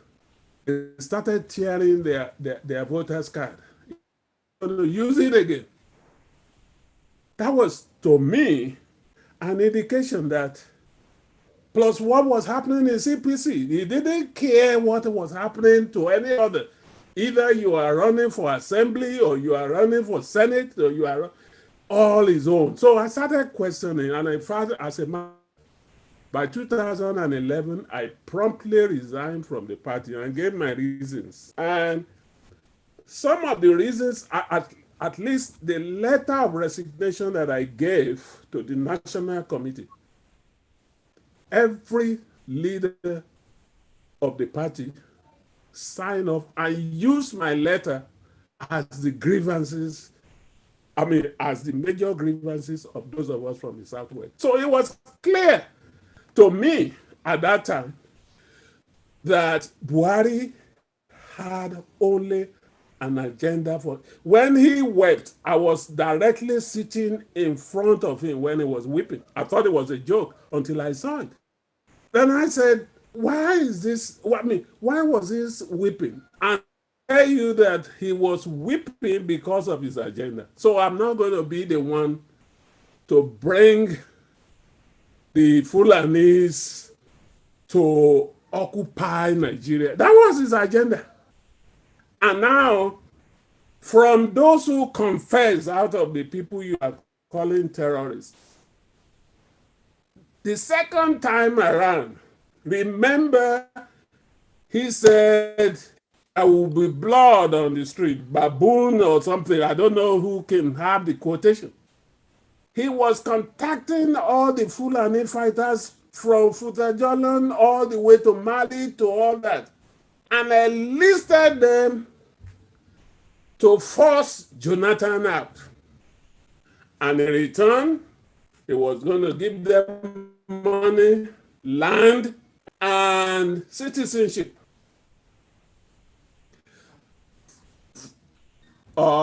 Fortunately for those of us in the rest of the country, Jonathan left without a fight. Now, those who have been mobilized have been told that as soon as we create trouble, you'll be coming in. They now were jobless. There was no money to give them. As a matter of fact, you will recall that at a certain point, the federal government was actually paying ransom. It was part of the deal. I've never seen where instead of enforcing the law of the country that there should be no kidnapping, the federal government will be engaged.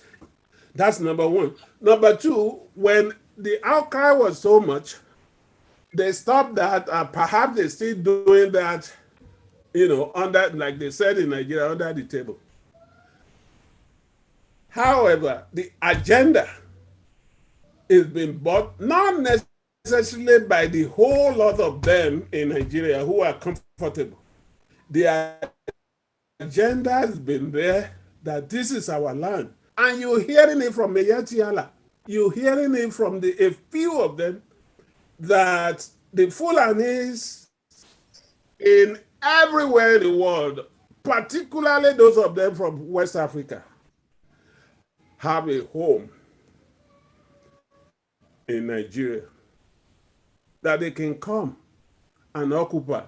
And so what they do, unlike the Igbos or the Yorubas going out to settle everywhere, you rent a little room, and when you prosper, you rent a flat or you build your house where you are. No, these people come into the land, they stay in the forest first, they are fighters, they kidnap you, and through that they raise money, not through commerce, but through kidnapping.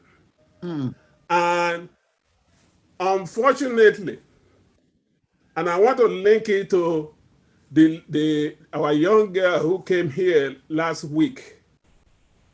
Oduala said, it is the dream of youth in Yoruba land to live and go and find succor somewhere in Europe or in Middle East, anywhere but Nigeria. And this has been going on now for almost a decade or two. And when they leave, they are not coming back. Look at your grandfather's houses, they are desolate. And what will happen is that the majority of those in the bushes now are able to come back. If they buy those houses with pigeons, you are lucky. But so some of those houses, you will be lucky to have them occupied by them. At least they will keep appearance of maintaining it or take it forcibly. Now, if Yoruba people are still not sure what is actually befalling them, all we can think of, some of our elders are keeping quiet. Yeah, we know why some of our elders are keeping quiet. We know why. As a matter of fact, it leads me to so many other things. They are keeping quiet because they're benefiting from the system. Those who are not benefiting directly hope that they can benefit if the pendulum swings. But the pendulum is not going to swing anywhere. These people had tested it. They know that they can have all the police, the police authorities in their hands, and nobody will talk. You just say something from your basement and post it on WhatsApp. They know they can have all the oil producing agencies under their thumb. They know you are not going to say anything. They know they can have every facet of our life in their hands, and you are not just going to grumble. And if you grumble too much, they will send you to your house, try to kill you, or put you in jail. Now, when you have this, do we now continue to give excuses to those who are keeping quiet? When you keep quiet, it means that you like what is going on. Don't let us make any excuse. When your people are being battered down, killed, and maimed, and you just keep quiet as the head of the family, it means that you like what is going on, or you are so impotent that you cannot say anything. Either way, you are still culpable. So let us call a spade, and stop calling them agricultural implement. On that Thank note, you, Baba. Baba, you look good. Thank you. I'm going to. Very little, but important.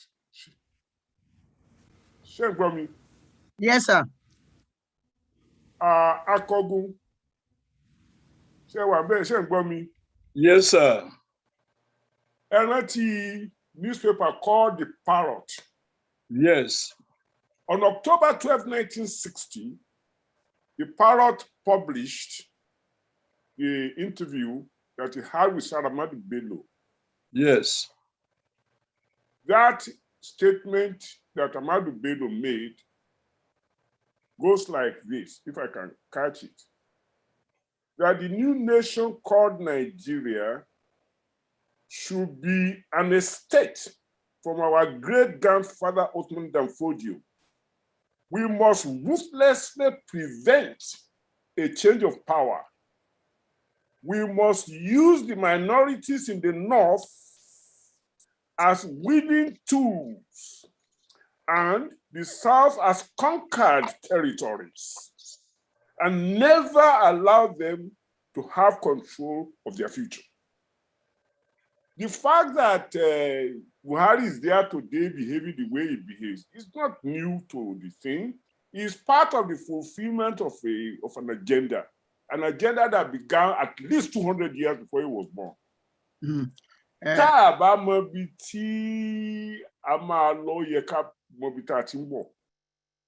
People who are not going to learn the lessons of the past are doomed to repeat it. I want the Yoruba not to be doomed to repeat the past, because as I suggested earlier on, àwọn tó pọ̀ lẹ́yìn wa wọn ò mọ nǹkan tí àwa mọ̀, wọn ò gbédè, wọn ò gbọ́ kíní, àwa ẹ̀bi wa náà ni omi ò fi bú wọn o. But we need to be able to put our eyes on the prize. We need to be redeemed.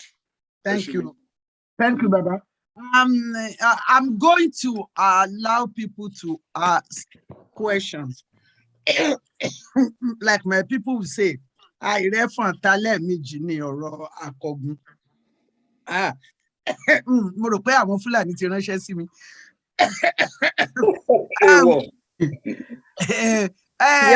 If I may come in. Alàgbà Akíṣíkù sẹ́yìn nìyẹn.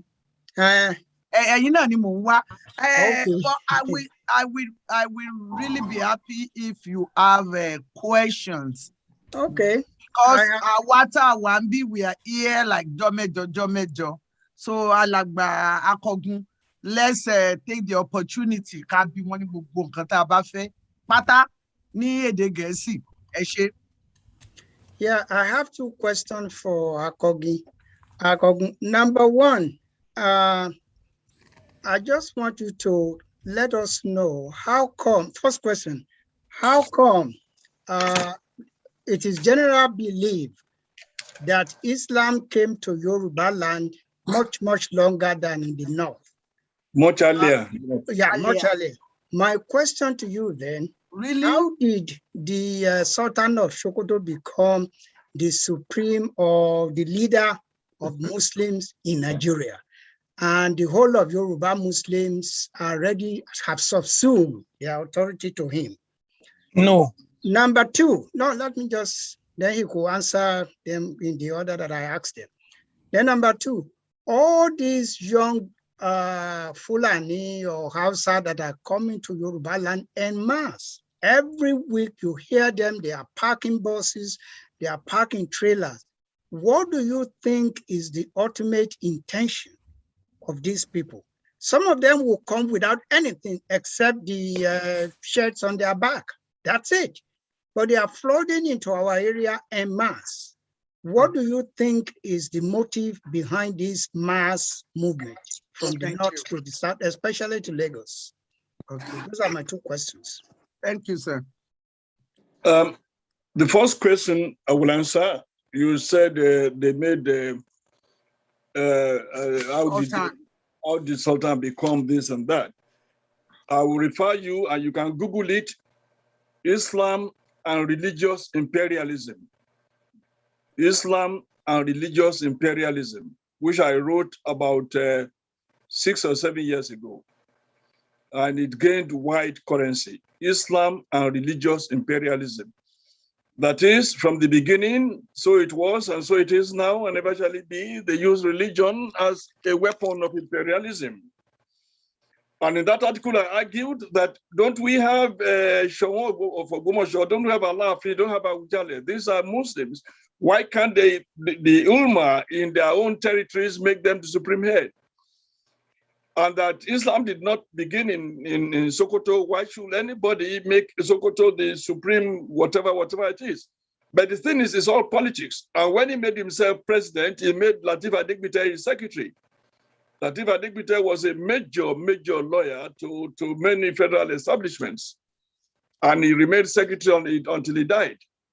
And I criticize a position where you say you have an organization, the secretary general will remain forever. The president will remain forever. So I will invite you, sir, to read Islam and religious imperialism. The answer to number two, what I'm saying in essence is that it shouldn't have happened and it should not happen. And all we need to do is ask all our Muslims in the South to really make sure that they kill that organization. But when you say so, a person like Professor Isaac Akitola will abuse your mother and abuse your father. And they call themselves Komyo, they call themselves all sorts of funny names. And so that is that. Until the Yoruba are ready to free themselves from that kind of Islamic bondage, so be it. Then about influx of Fulani, again, 2010, you can check. When I went to my town, I went to the Central Mosque, and I observed about 400, 500 Okada riders there, and I pursued it as a reporter, and I discovered that we had 2,000 plus in Nagowi alone. And I raised an alarm, I wrote an article, I interviewed some of them. They told me that they came from Katsina, from here and there. I found that all the motorcycles they brought to Agaway bore the same brand name, and that they were bought by government. They told me themselves. And that those that came to Agaway were being paid salaries by their by the sponsoring governments that asked them to come. And that trend had happened till now. About 2 years ago, not 2 years ago, about February last year, coming from Ibadan to Lagos, we saw about 4 truckloads carrying young people from the far north or from wherever they're coming, fully armed, fully kitted. What I did immediately right inside my car was to take pictures, and I called 2 Yoruba sons who will claim their civil rights to challenge, to draw attention, to cry. Nobody, they didn't say. Well, they said, well, okay, we'll do something about it. Nobody did. And why they are doing that? It was during the time of lockdown. Why they said they banned the free movement? They are coming in droves in Dangote vehicles. Our governors saw them. Our members of the Senate saw them. Our members of the House of Representatives saw them. Our members of the National Assembly saw them. The Yoruba in the military, in the police, in vigilante, they all saw them. And like I said, they collaborated and kept mum. So it is happening. And the way to stop it, we'll go there. We'll talk about it very soon when the moderator goes that far. But that is what is happening. There's no other agenda than to come. They're already doing what they came for, to kill, those in the forest will be killing in the forest. those they sent to Lagos, to Ibadan, to Gbode, to Ebonyi, will be killing the people in the town. And right now in Ibadan, Ashi village thereabout, they now go to people's buildings around 8 p.m., around 7 p.m., sometime in the daytime, on with their motorcycles, and attack people, snatch their bags, kidnap them, and so on and so forth. And that is you say, what is their motive? That is their motive. We can stop it. Yes, we can stop it. Alagba Sambayo, I'm going to take question quick, because there are many people. Yes, I'll be quick. Dadiwa, 2 ways. The question, there's one Timothy typing. I appreciate so okay, my questions are there 2 ways. The first one, Mokafe Bere, the Fulanis has any links with the Cordinians in the Bible, the family of the Nebuchadnezzar and all kind of things. That is one. Then the second one, if you look at the pictorial of Yoruba land today, it looks as if we have been really Fulanized, especially our Muslims. In the past, we had a very good relationship with Christian, the Muslim, but now the dressing, you see young children, in kind of not conditional type of wear, hijab and all kind of thing, we've probably been forced down. To me, it looks like we've been Fulanized already. I don't know whether my thinking is right or wrong. Kile, what do you think about that, sir? Or is it overreaction? The first question of whether Fulani had something to do with the Bible, whether they are Nebuchadnezzar, whatever. With due respect, whether they came from the moon or from the sun, really doesn't bother me now. The thing that they are there. Maybe they were given birth to by baboons or by lion. So whatever their origin, but we've had the excellent historical background that they derived largely from the fringe of the Arabs, and so they arrived just about the time the Arabs were turning the entire Egypt to Arab land, because all the original settlers in Egypt were black. All of them were black, including Maryam, the mother of Jesus. But that's for another day. So I don't think it's bother us about whether we are Fulani, whether they came from the Bible. The thing is that these are people killing our people. What do we do about them? How do we remove them? How do we stop them? The second question about whether we have been Fulanized, it is sad, it is unfortunate, but what we've all failed to do, and that's why I think we will settle it this evening or this afternoon as we are talking. Taba mani tó ń ṣe ní Yorùbá ní tí Ọlọ́run ti fi ọ̀tá wa hàn wá. If you say we are Fulanized, if we are in Niger, you know the people, all the people who are causing this religious problem in Yoruba land, and who want to make us look as if you know them, then deal with them. I grew up, I told them I went to Mecca at the age of 10. I finished, I did my Wolimat at the age of 10.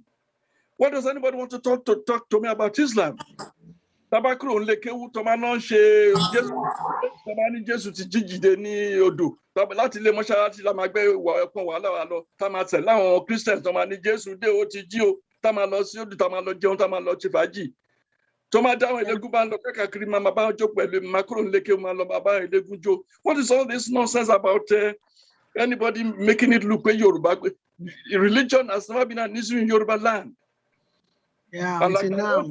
And I like I wrote in the Theatre on Wheels, Titi Diola, Chief Imam Kong, Toma Eba Yawiri, Toba ni babaláwo kan ló máa wò sàn pé kó lọ bá oníṣàngó ó máa gbé ọmọ yẹn lọ sọ́dọ̀ oníṣàngó ni tí pásítọ̀ kan àbí whatever they call themselves bishop ìgbà wo tí wèrè bá dé sílé wọn wọ́n máa gbé wọ́n máa lọ mo ti rí chief imam tó wẹ̀ níwájú tó ń wẹ̀ níwájú èṣù rí níwájú èṣù tó wà lóríta a chief imam of a town pípa sọ fún mi mo rí pẹ̀lú ojú mi so this hypocrisy àwa là ń gbà wọn láàyè and we should ẹnìkan gbà kan wọn ní mọ́ṣẹ́lẹ̀ wọn ní church tó wà ní UI tó ti wà ń bẹ̀ kan tó bí ya mi wọn ní ó ń disturb mọ́ṣáláṣí sọ́sẹ̀ fẹ́ kọ́ síbẹ̀ wọn láti kọ́ igi ńlá kan síbẹ̀ but when they descended on the man who was making all that noise gbogbo ẹ̀ died down ni so religion has never been an issue in Yoruba land. All these foreign religions they are just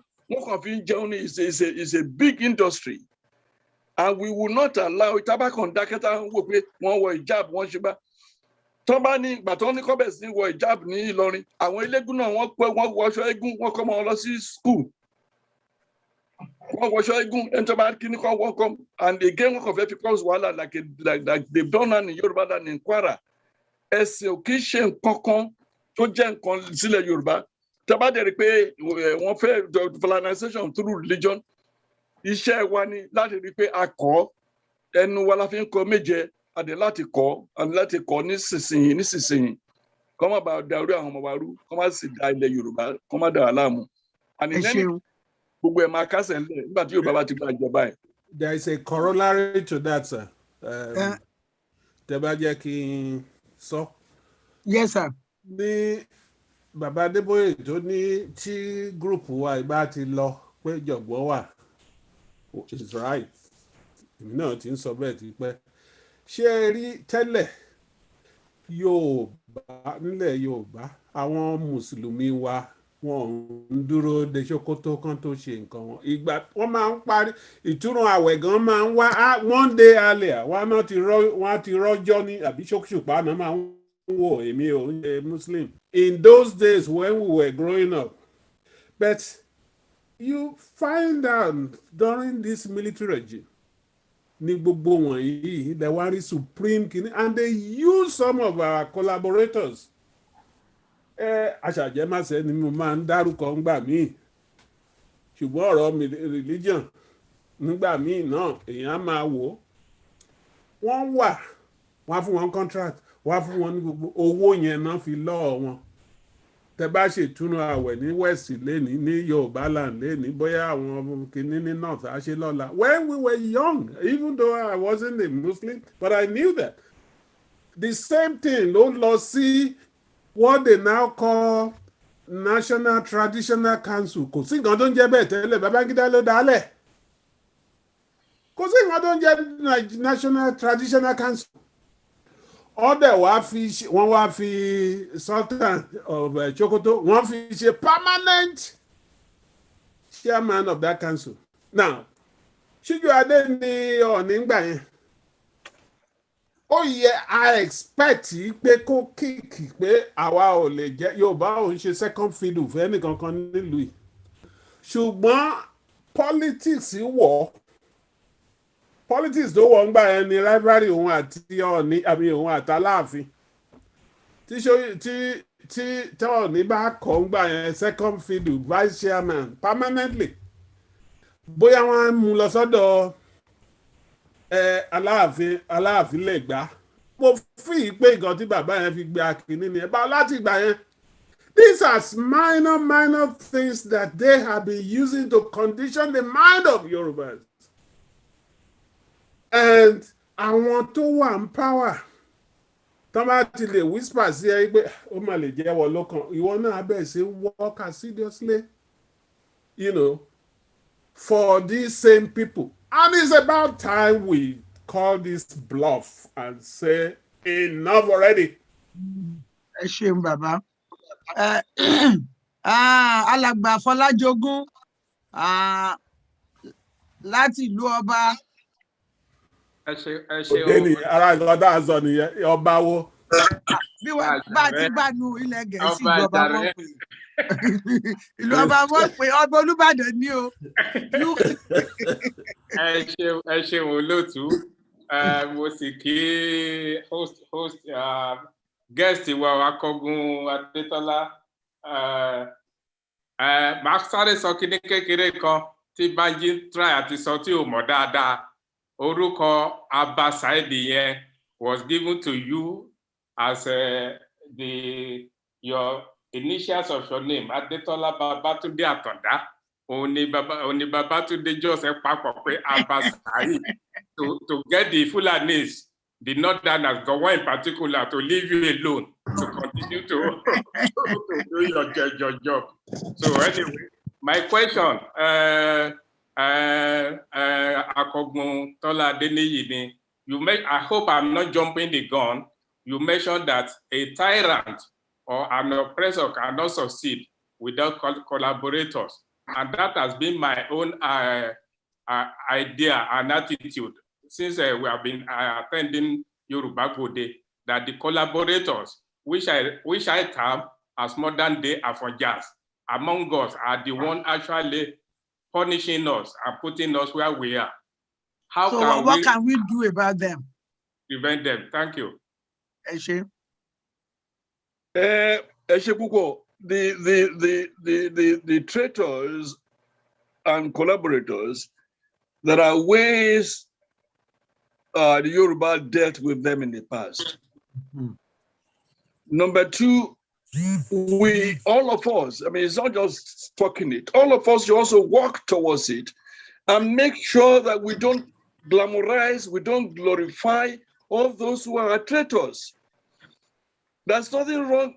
I mean, in my time, in 62, 63, 64, those who were against Awolowo,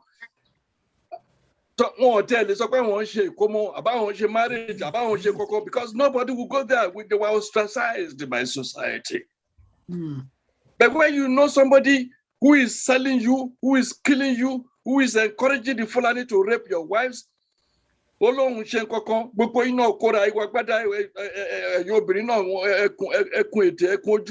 you all go there, you hear the person, it doesn't feel that it's been rejected by his society. So it's not something the Yoruba leader or one individual can do. All of us must recognize, itemize, list those you know, and you know them. That's the point I've always been making. We know those who are giving us this trouble. The entire problem confronting the Yoruba race as we speak is in the hands of less than 200 people. Less than 200 people in Nigeria. Less than 200 people. Then out of the 200 who are arrowheads, maybe another 2,000 who are their collaborators. What has stopped? They passed the petroleum sorting bill. They're doing the waterways bill. What is preventing the Yoruba in the National Assembly from working out? What's preventing the Plateau people in the National Assembly? What's preventing? Look. The host, I might be no. I mean, when they were using the middle belt, they used them in 67, the 66, the Danjumas and all that. But by 84, by late 80s, it may be from 89, the people of the middle belt who have always been fighting started to say, I want to tell you now. So they started. In fact, even before then, as early as 76, Dimka struck. By April 22, 1990, Oka struck. And these are so there's nobody in the Middle Belt today that anybody can use as they used them before. And just in the space of 20 years, between 1970 and 1990. So what I'm saying is that the collaborators that are our own kins and kin must be made to realize that they are not doing us good and that they are the ones killing our children, killing the future of our children and grandchildren. I must be made to pay for it instead of just talking about it and talking about it and talking about it. But the way to conclude that is not something that can be said on television or radio. No, it's wet here 2.0. The second coming of wet here.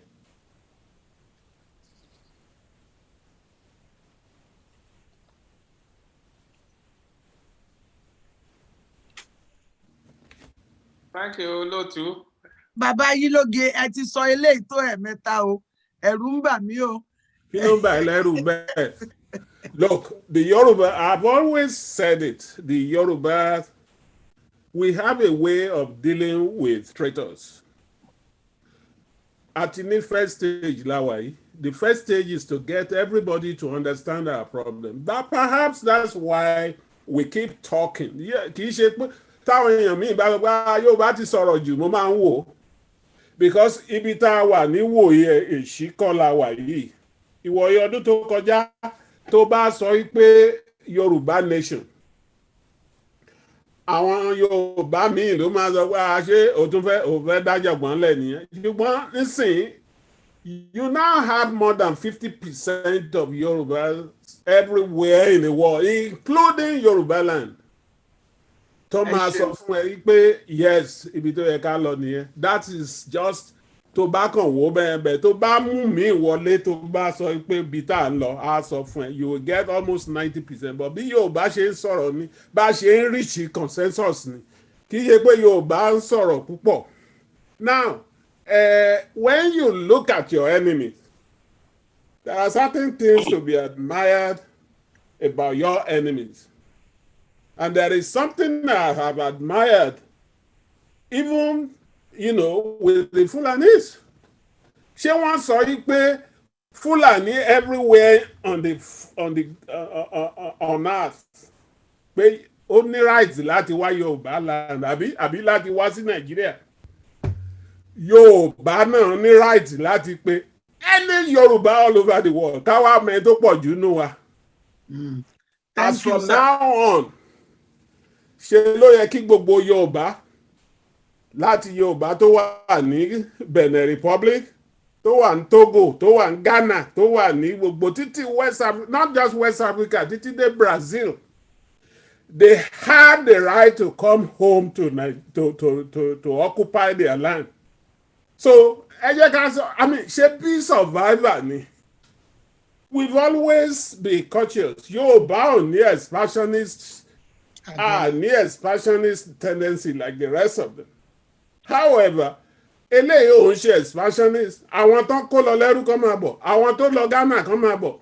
Anybody that can kó wálé. Please let us qualify that. Let us qualify that.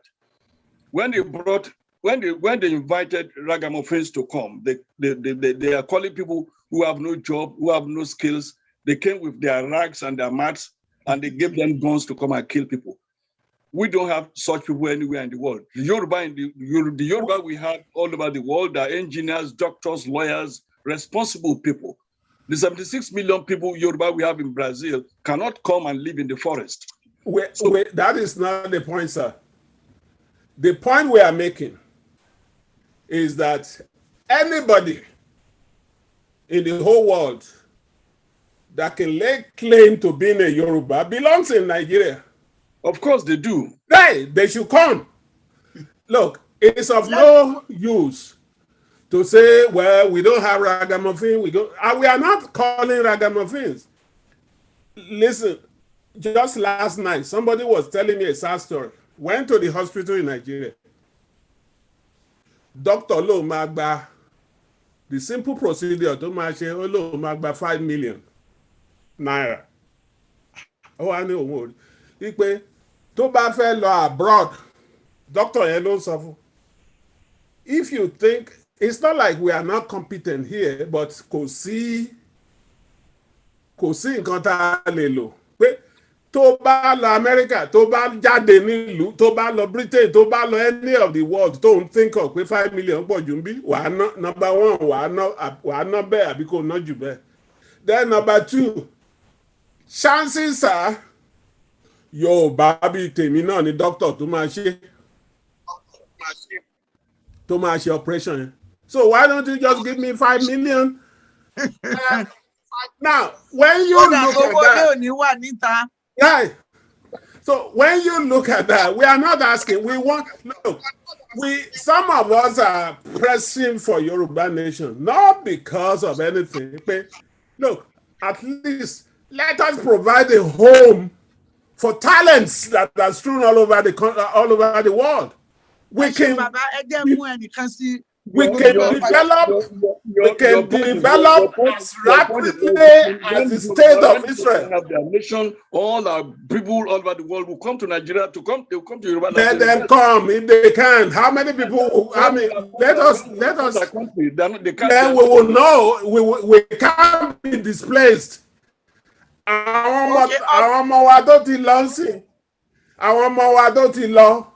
are not coming back. We have 2 or 3 or 4 generations abroad already.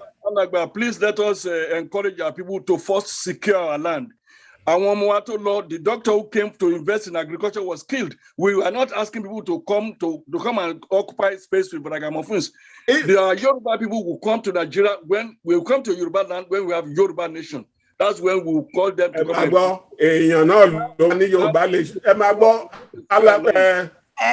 Please let me take one more question. Duro, my friend.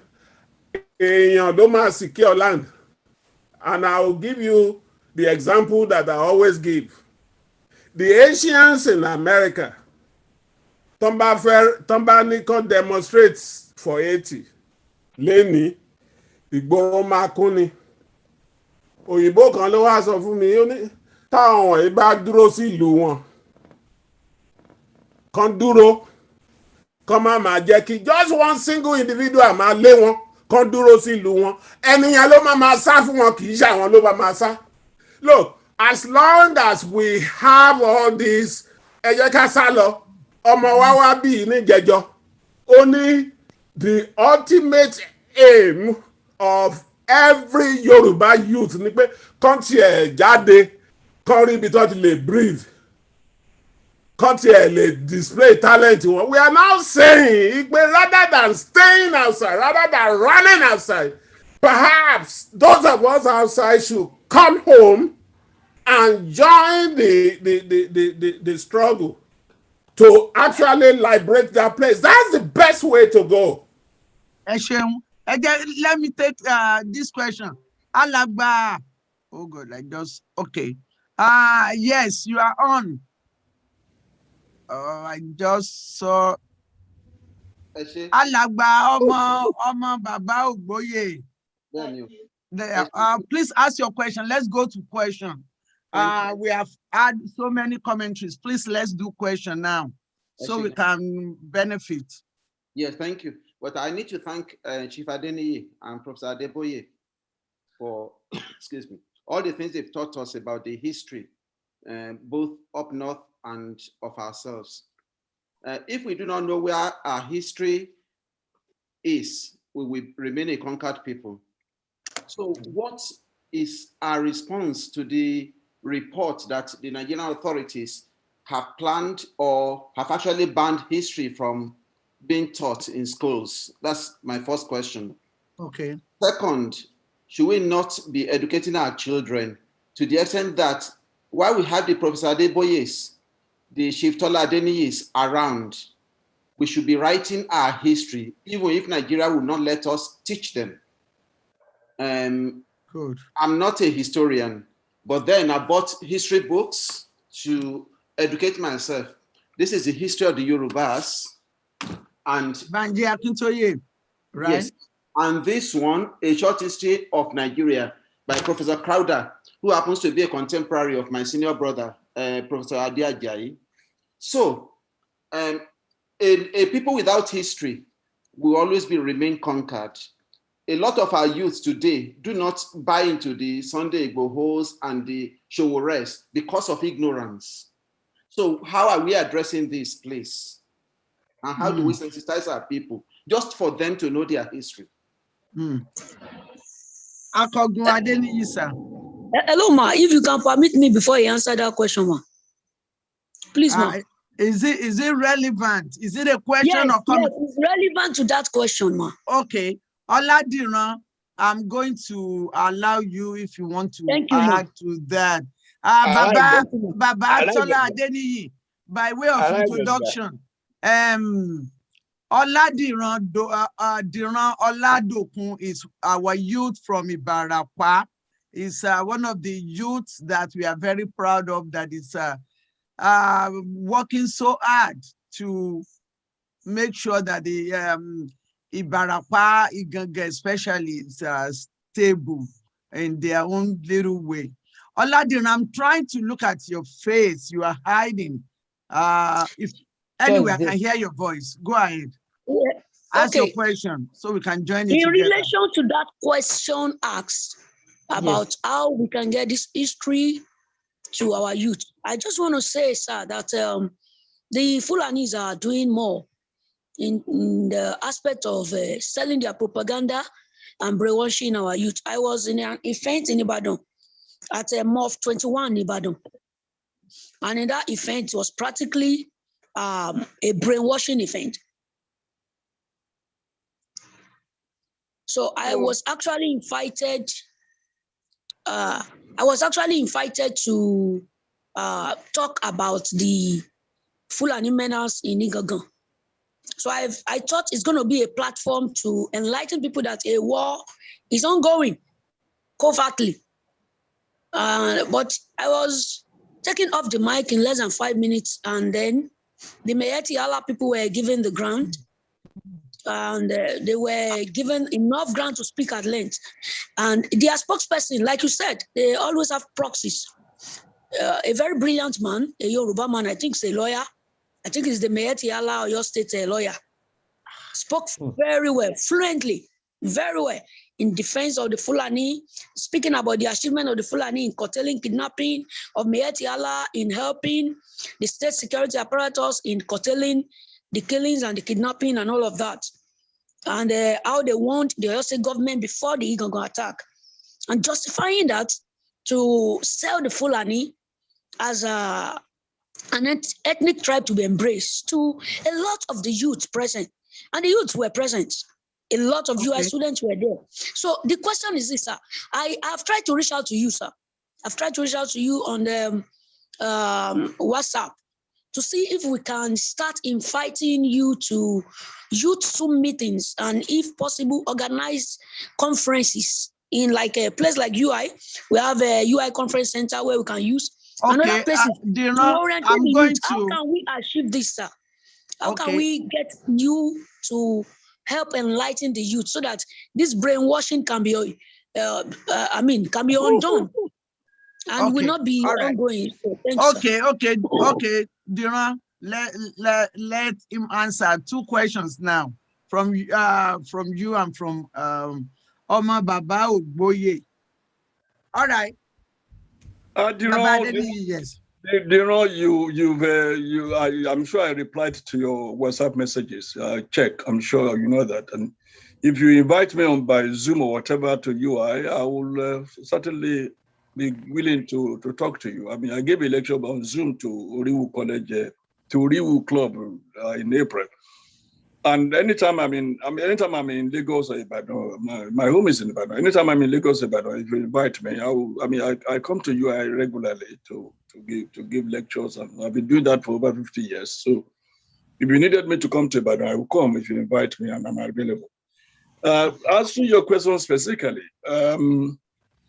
those who are defending the history, whatever, in fact, they put the blame on they say it's Obasanjo's regime.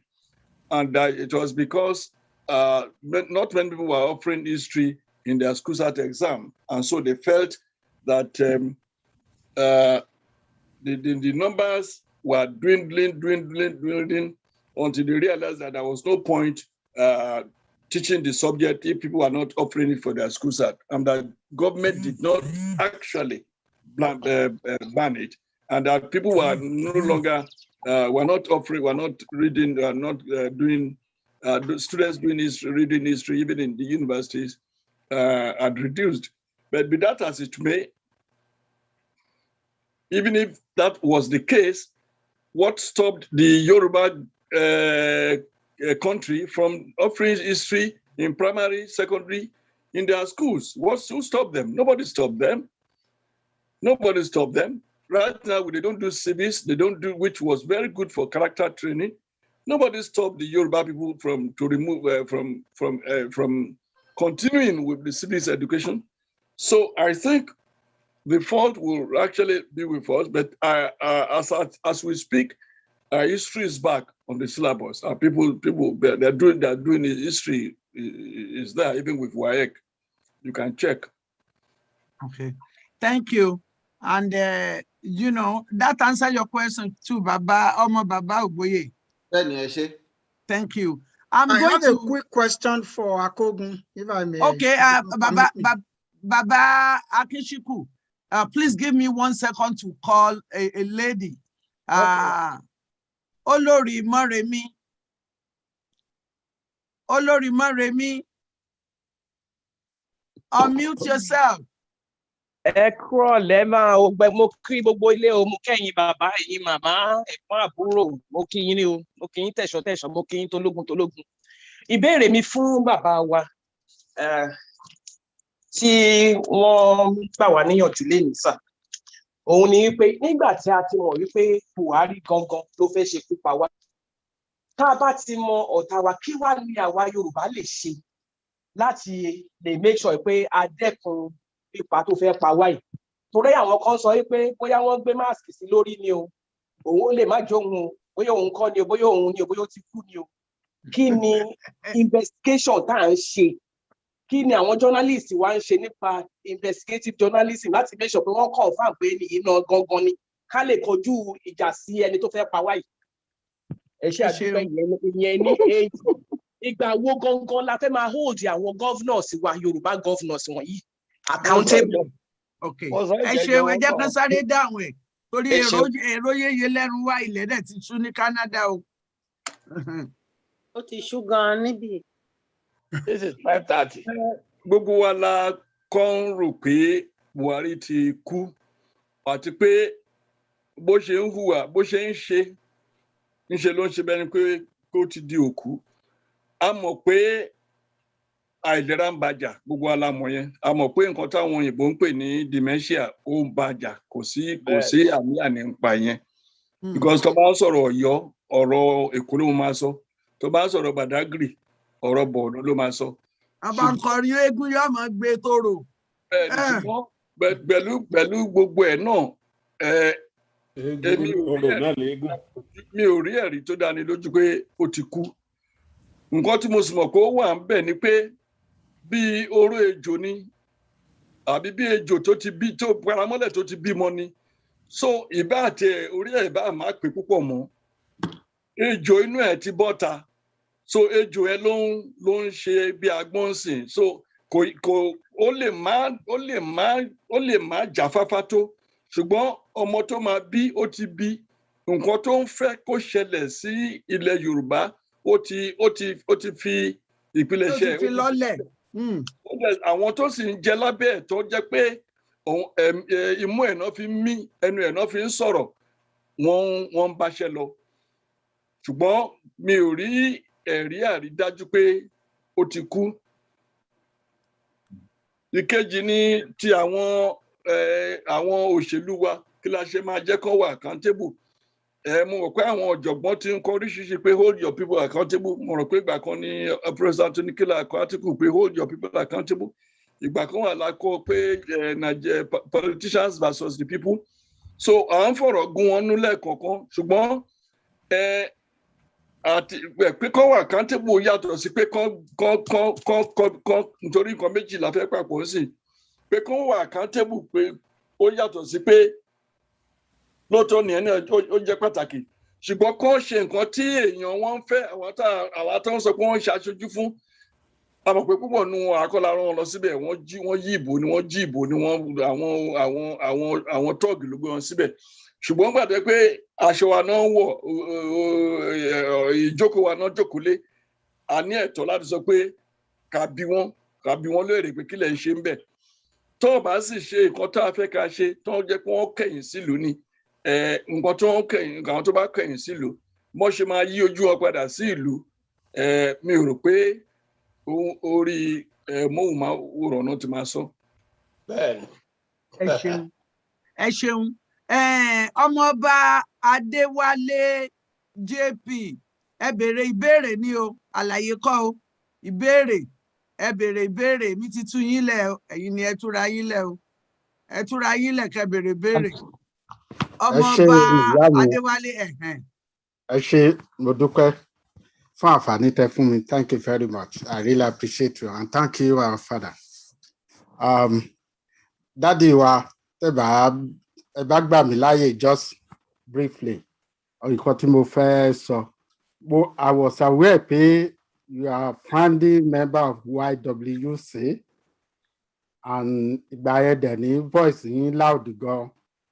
But after tí YWC tó ti wà default, well, it could be my personal view, or that you pay a big silence about Yoruba self-determination. That they will actually enlighten me why. And then second question, sir. Kí ni ẹ̀yin àgbààgbà yẹn kí lẹ̀ ń ṣe ṣé ẹ̀ ń bára yín ṣe láti take wa lọ síwájú lórí ọ̀rọ̀ self-determination àbí oníkálukú ń ṣe tiẹ̀ lọ́tọ̀ọ̀tọ̀? Ẹ ṣé, thank you, sir. Ìbéèrè dáadáa lẹ́bẹ̀rẹ̀ mo rẹ̀ pé ó lè jẹ́ ìbéèrè fún Yorùbá nìkan ni ṣùgbọ́n a máa sọ lóyìnbó a máa sọ Yorùbá. Òótọ́ lẹ sọ Yorùbá World Congress ìgbà tí Ọlọ́run gbé wá sáyé ó ṣe gudugudu méje yàyà mẹ́fà ṣùgbọ́n kan tí ò yá àwọn èèyàn púpọ̀ tá a kì í dẹ̀ tètè sọ fún àwọn èèyàn ni pé Yorùbá World Congress tẹ́ rí yẹn kì í ṣe pé ọdún tó kọjá àbọ̀ ọdún méjì sẹ́yìn lẹ́yìn ló ti wá sáyé. Dr. Amos Arógundádé Akíngbà tó jẹ́ ògbóǹtarìgì nínú àwọn tó ja ìjà Nàdẹ́kò àwọn ló ti dá Yorùbá World Congress sílẹ̀ láti bí ọdún mẹ́tàdínlógún. Ìwé constitution Yorùbá World Congress ìwé ẹ̀ wà tó jẹ́ pé Yorùbá World Congress ló kọ sẹ́yìn ìwé ẹ̀ láti ọdún mẹ́tàdínlógún.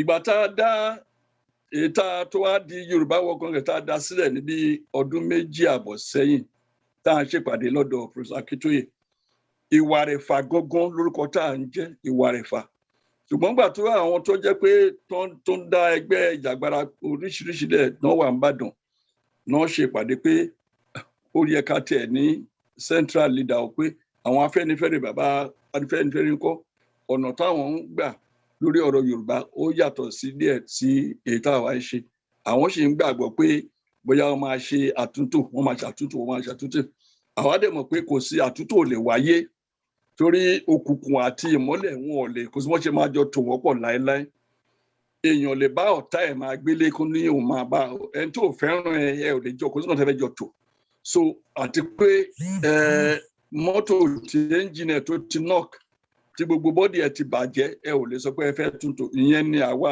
ìyẹn tajẹ́ ìwà rẹ̀ fún ẹ àti tí tó dẹ̀ fi tó wá ṣe Yorùbá leader tá a ń pè ní tá a ṣe la ṣe ń gbé Yorùbá World Congress la ṣe gbé lárugẹ Ọlọ́run dẹ̀ fún mi láǹfààní gẹ́gẹ́ bí iṣẹ́ tí mò ń ṣe láti 62 years ago lórí ọ̀rọ̀ ìwé ìròyìn láti polongo YWC yẹn ó sì adúpẹ́ lọ́lọ́run pé ó gbalẹ̀ kan ó gbalẹ̀ kan ṣùgbọ́n kò sí eyín àti ahọ́n àbíkẹ́ náà ní ṣe wọ́n máa ń jà gbogbo ẹ̀ sáàrí bó ṣe ṣe wọ́n ń ṣe òrùkaku ọmọ ìyá bẹ̀ sí ṣe tiwọn lọ́tọ̀ọ̀tọ̀ ṣùgbọ́n nǹkan tó lè fà á ẹ má rò pé ìgbà tá à ń ṣe ìwà rẹ̀ fà iṣẹ́ tá à ń ṣe ọ̀nà tá a dẹ̀ fẹ́ fi gbà láti gba òmìnira fún Yorùbá a rí i pé ká máa ṣe ní bùkẹ́lẹ́ la fi ṣe ń gbà lọ́hùn ṣùgbọ́n ìgbà tó dẹ̀ di pé kò kí ṣe bùkẹ́lẹ́ mọ́ a rí i pé ìyàtọ̀ wà nínú nǹkan táwọn òyìnbó ń pè ní methodology ṣùgbọ́n a ò condemn ọ̀nà tí olúkálùkù bá fẹ́ gbégbà tabasa ti mọ̀ pé ọjà òyìnbó là ń lọ ọ̀nà tó dẹ̀ wà tó lọ sóyìnbó o lè wá láti Yaba o lè wá láti Bùté Mẹ́ta o lè wá láti ìsàlẹ̀ Èkó kó sáàdé ọjà òyìnbó ni ìyẹn ni ẹnì kọ̀ọ̀kan ṣe bára wọn jà àwa ẹgbẹ́ tí mo wà nísìnyí òun ni Yorùbá Global Alliance. Nǹkan tó dẹ̀ ṣe jẹ́ bẹ́ẹ̀ ni pé a ní allies pé àwa nìkan kọ́ la máa dá ṣe. Àwọn ally wa wà, a ní ẹgbẹ́ bíi 10 15 tó yẹ pé Yorùbá Global Alliance ni wọ́n wà pẹ̀lú lájọ ń ṣe. Ẹnìkan kan ò ṣọ̀gá, ẹnìkan kan ò ṣe ọmọ ọ̀dọ̀ nínú wa. Àti pé àwa mọ̀ gẹ́gẹ́ bí policy wa pé àwọn tó ń da Nàìjíríà láàmú, not Nàìjíríà, tó ń da Yorùbá láàmú gan. Bóyá à ń gbóhùn àwọn bíi Miyettala tó jẹ́ tọ́ọ̀gì wọn, àwọn yẹn lè máa sọ̀rọ̀. Àwọn tó jẹ́ tọ́ọ̀gì wọn lọ́tùn lósì wọ́n lè máa sọ̀rọ̀. Ṣùgbọ́n àwọn tó jẹ́ pé tọ́ pé àwọn ló ń lùlù fún ló ń darí wọn, tó ń tọ́ ọmọ ṣe máa ṣe, tó yẹ pé àákàndínlé rí pé wọ́n ti ya wá sísàlẹ̀, àákàndínlé pé wọ́n ra motorcycle fún wọn bẹ̀rẹ̀ sí ní pa wá. Àwọn tó ń ṣe yẹn a ò mọ̀ wọ́n. Àìmọ̀ wọ́n yẹn ló fi lágbára, òun ló fi ń bo ara wọn láṣìírí. Àwa náà rí pé ó yẹ ká lè kò ṣe bá ṣe fẹ́ kọ́ lọ́dọ̀ wọn torí àwa ìgbà tá a wà ní ìwà rẹ̀ fà àti bá ṣe fẹ́ ṣe náà nìyẹn. Wọn ò ní mọ ẹni tó ń jó lábẹ́ ẹ̀kú bá ṣe fẹ́ ṣe nìyẹn. Iṣẹ́ ń lọ. Àwa rò pé à ń ṣiṣẹ́. Ẹ wo ìgbà tí wọ́n ṣe ọ̀rọ̀ Ìgbòho, wọn ò ṣe ọ̀rọ̀ Ìgbòho. A nínú àwọn àgbààgbà Yorùbá tó ìpọ́n máa tọrọ owó kiri tó yẹ pé ẹnìkan nù wọn àgbàlagbà 93 years old 1 million naira ló mú jáde lápò ààrẹ tí ò polongo pé ẹgbàgbàdàgbà wa dáwó làbùtàmẹdọ wa dáwó. Irú àwọn yẹn irú nǹkan tí àwa ń ṣe nìyẹn. Mi ò sọ pé náà ẹgbẹ́ wa lẹni tó mú 1 million lẹ ọmọ kan fi ṣe àpèjúwe ni. So nǹkan iṣẹ́ àwa ń ṣiṣẹ́ gan torí tí a bá gbọ́ bí nǹkan tí mò ń sọ ó láti fi júwe ọ̀nà tí àwa ń rìn fún yín, àti pé a ò gbàgbọ́ pé kí a máa sọ̀rọ̀. Mo ní bàbá wa Ọbáfẹ́mi Awólọ́wọ̀ ẹ̀ẹ̀kan ló sọ̀rọ̀ lọ́dún, ẹ̀ẹ̀kan ni tó bá ti fẹ́ kúrò ní Nàìjíríà tó bá dé airport á ju bọ́ọ̀mù sílẹ̀. Kò tún ní sọ̀rọ̀ mọ́, ẹ̀ bá máa pariwo dọjọ́ mẹ́jọ ọdún mẹ́ta kò ní sọ̀rọ̀ àgbà tó bá tún di next year tó bá fẹ́ sọ̀rọ̀. Gbogbo táyì tí Babangida ń ṣe president ẹ̀ẹ̀kan ní Danjuma sọ̀rọ̀ lọ́dọọdún. Òun ló ṣe ní respect fún gbà yẹn gẹ́gẹ́ bí ọ̀gá tó ti jẹ́ ọ̀gá ológun rí. Àwọn tó bá jẹ́ pé wọ́n ń dà ní àkókò revolution pé ọ̀pọ̀lọpọ̀ nínú wa ta ní ẹgbẹ́ ìjàgbara púpọ̀ nínú wa láòótọ́ ọ̀nà yìí rí. A sì rí pé àwọn kan wà nínú àwọn tó ń jà ìjàgbara tó pé orúkọ náà ń wá, ẹlòmíì gbajúmọ̀ náà ń wá, ẹlòmíì owó ló ń wá, ẹlòmíì oríṣiríṣi làwọn tó jẹ́ pé ó ti fẹ́ di bazaar. Àyẹn ló jẹ́ pé iṣẹ́ táwa ń ṣe a ò fẹ́ kó jẹ́ ọ̀rọ̀ bazaar, and a ò tiẹ̀ rò pé àwọn tó bá ń jẹ ìjàgbara tí ẹgbẹ́ yín bóyá Odùduwà something ni o àbí nǹkan sọ orúkọ tó ń kó máa jẹ́, tí a bá fẹ́ gba owó àwọn tó jẹ́ mẹ́mbà yín lẹ máa sẹ́ndì sákúlà sí, àwọn nìkan lẹ máa ní kó dáwó. Nínú wọn lè ṣe pé ó lè pe ọ̀rẹ́ wọn pé kán dáwó, ṣùgbọ́n ẹni tó ń ja ìjàgbara mi ò gbọ́ rí nínú ìtàn. Wọ́n máa kọ sínú ìwé ìròyìn àbọ̀ máa kọ jáde pé lágbájá ó ti dá $4,000, àwọn kan ti dá $50,000. Ẹ̀ ń kọrú yẹn síta, àwọn tẹ́ ń bá fà á, àwọn tẹ́ pé bílíọ̀n ló wà lọ́wọ́ wọn, ẹ kàn fi ránṣẹ́ sí ni. So ìyẹn ló lè fà á tó yẹ pé ọ̀pọ̀lọpọ̀ náà tó ń ja ìjàgbara wọ́n rin ọ̀nà tiwọn lọ́tọ̀ọ̀tọ̀, ṣùgbọ́n ìyẹn ò já sí pé iṣẹ́ ò lọ, iṣẹ́ ń lọ púpọ̀ àti pé ibi tí ọ̀rọ̀ dé ní wákàtí kì í ṣe ọ̀rọ̀ tó yẹ pé a gbọ́dọ̀ máa pariwo nǹkan tá à ń ṣe síta. Tẹ́ bá wà lórí pọ́nrán ìtẹ́lẹ̀, mo sọ pé irú ìtàn ní Ọbásanjọ́ lọ sí Benin Republic pé àwọn kan kọ sínú ìwé ìròyìn, kò yẹ kán sọ rárá. Tó bá tẹ̀ lóòótọ́ ló lọ, kò yẹ kán sọ. Kò yẹ ká sọ. Àwọn ọ̀tá ló ń kọ́. Ẹlòmíì á pariwo bẹ́ẹ̀ kọ́ bá lè mọ̀ pé mò ń ṣiṣẹ́. ẹni tó wọ́n ní yóò ẹni tó bá dání kì í ṣe nǹkan kan àbí ẹni tó ń jàgbádò lè máa súfèé. Àwọn tẹ́ bá wo ọ̀rọ̀ iṣẹ́ ìjàgbara ìgbà tí Biafra tó ń ṣe ogun gbà yẹn, àwọn tó ń jà lójú ogun ní Biafra wọ́n ń jà, àwọn tó ń pariwo àwọn Chukwumerije ní, so wọ́n yàtọ̀ síra wọn, kì í pé general wọn kì í ṣe Effiong ló máa sọ̀rọ̀, àwọn Chukwumerije ló máa sọ̀rọ̀. Ìgbà Hitler àti àwọn sọ́jà kan ló máa sọ̀rọ̀, Goebbels ló máa sọ̀rọ̀. Nǹkan tó wà nìyẹn tí ní ọ̀rọ̀ tó wà nílẹ̀ yìí, orúkọ akọ́ pín iṣẹ́ tó máa ṣe fúnra wọn ní. Àwọn tó máa ṣe ti babaláwo, àwọn máa ṣe. Then ní ilẹ̀ Yorùbá, ẹ̀gbọ́n dédé rí tẹ́nìkan tó máa gbé kùn síta tó máa lóhùn babaláwo, òun ṣe nǹkan kan, àbí òun bọ̀ gún, àbí òun bọ̀ ajá. Gbogbo àwọn kan pálapàla rádaràda ìfàsẹ́yìn ńlá ló jẹ́ fún wa. Torí tẹ́bálẹ̀ ọ̀bọ̀gún, ṣe bí wọ́n ṣẹ̀ṣẹ̀ gbé ìròyìn kan jáde, ṣe rí àwọn sọ́jà àwọn tó ń jà fún ilẹ̀ Haúsá, àmì ní ilẹ̀ kòsíkò tó ń jẹ́ ilẹ̀ Haúsá, tó ń jà fún àwọn tẹ́rọ́rìsì tó ń ké kúrà níbẹ̀, tó ń sọ̀rọ̀ ìbọ̀yìn, báwọn ṣe máa rí ìbọ̀yìn. Eléyìí fi hàn pé kì í ṣàwa nìkan náà la ní, kò sí ẹ̀yà kan láyé tí ò ní agbára, kò sí ẹ̀yà náà. Ìgbà tó bẹ́ ṣe Olympics yìí, àwọn Japanese rí wọn tó ń ṣe gbogbo ètùtù ilẹ̀ wọn. Ìgbà tó ń yan Canada ní ọ̀sẹ̀ tó kọjá, tó ń yan obìnrin kan tó fi ṣe Canada, tó fi ṣe Governor General Canada, àwọn First Nation ará ìlú ẹ̀, wọ́n gbé ètùtù, wọ́n tan iná, wọ́n gbé iná tó ń ṣàkàbùlà, wọ́n tan ní Parliament tí gbogbo ayé rí, wọ́n kọ́kọ́ ṣe ètùtù yẹn. Wọ́n ṣe bí tiwa. Tí Chinese bá fẹ́ fly aeroplane lẹ́ni ẹ lọ wádìí, wọ́n máa mú ewé, wọ́n máa bí sómi, wọ́n máa ṣe owó yẹn, wọ́n máa yọ owó yẹn bẹ́ẹ̀, wọ́n ṣe yẹyẹ báyìí kan tó fò. Bí ọba olóyìn tó bá fẹ́ jáde, wọ́n máa sọ fáwọn tó ń wo iṣẹ́ fún pé kán ṣe báyìí kó tó jáde. Tó bá lólógbò láàárọ̀, ó máa padà lọ sùn ní. Gbogbo èdè, gbogbo ayé ló ní agbára tiwọn. Agbára tí wọ́n ní ó pẹ̀lú nǹkan tó ń fi bẹ̀rù wa káàkiri àgbáláyé, a ò lè wá máa fi ṣe bàṣá. On that note, let me ask this question. Follow up. On that line, on that particular issue, there are so many umbrella group. I think, my question is, you are in the rain or in the sun. How many umbrella do you need? That is my question.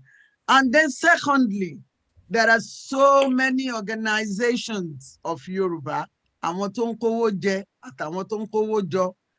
are, as a matter of fact, I had a news, I haven't been able to verify it. It was close to Yoruba Gbode starting, that Sunday Igboho said he has been solely responsible.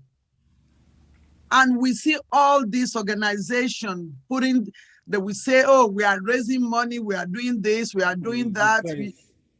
Somebody has actually called me to say he wanted to come on Yoruba Gbode to fundraise because they want to make T-shirts that is bulletproof. All these things, what do you say to it? Many umbrella to cover you in the rain. And I said, this man with the T-shirt that is bulletproof, telling everybody all over the world, is he actually bulletproof? What can we do to all these many umbrellas? Is he helping or is he hurting us?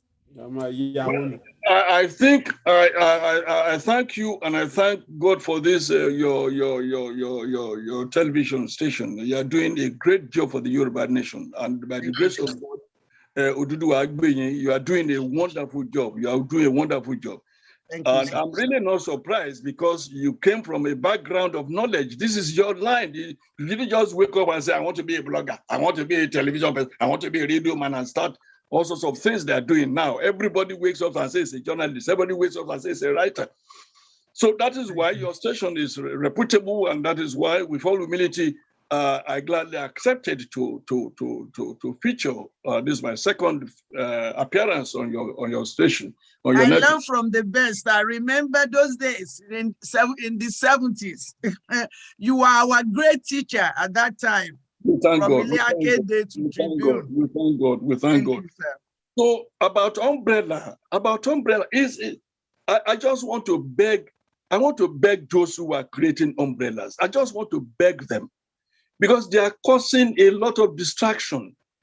And I feel so uncomfortable. I feel so unhappy the way many. So now let's first start from the beginning. There are two types of Yoruba organizations. There's a Yoruba, there are Yoruba organizations that are just Yoruba. Maybe some of them are promoting culture, some are promoting language, some are promoting philosophy and so on. I mean, Afenifere is a Yoruba organization. Fatherland is a Yoruba organization. But some are pursuing just constitution. But the second Yoruba organization, the second genre of Yoruba organization, or Yoruba organizations, is a genre for just those who want Yoruba nation. That's their focus. Then there's also another organization which is dedicated to the solution of Nigeria. That this contraption called Nigeria is not working, cannot work, and therefore, as long as we have Nigeria, the Fulani that are suffering and they are making them to trek from Sokoto to Lagos, the Benue people that are suffering on their lands, the Igbos that are suffering and so on, will be free to form their own countries. That's another leg. So, but we all now begin to confuse all of them. And so we just say they are umbrella. And you ask them, what is the purpose of this umbrella? What for? I remember saying that everybody should perform.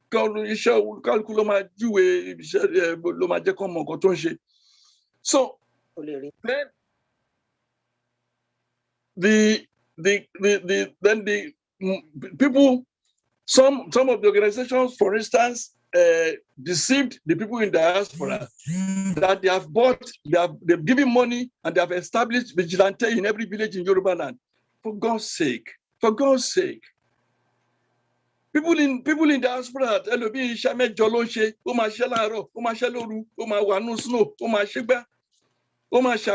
then you because our naira, our money has become a tissue paper, but it's cheaper, it's even worse than tissue paper. Now that we have 506 or sometimes 520 naira to $1, the only people to offer you only and therefore everybody is advertising to them. I'm doing it. What if you are doing bulletproof? For God's sake, why must you advertise it? I agree. If you are doing bulletproof, you have your organization, call them. Remember what one Akure, if you are not bulletproof, Losibe Kulogba 100 Koko for what one Ibadagri, Losibe Kelogba 100, what one Iloni, what one Nikaba. That is the way to run an organization for self-determination. Revolutionaries don't expose what they are doing. Those are not revolutionaries. Those are marketing strategies. But you are very right. These are just marketers. These are marketers. So dealers, not leaders. So, Chief, since that you asked me the question, that is my reaction to it.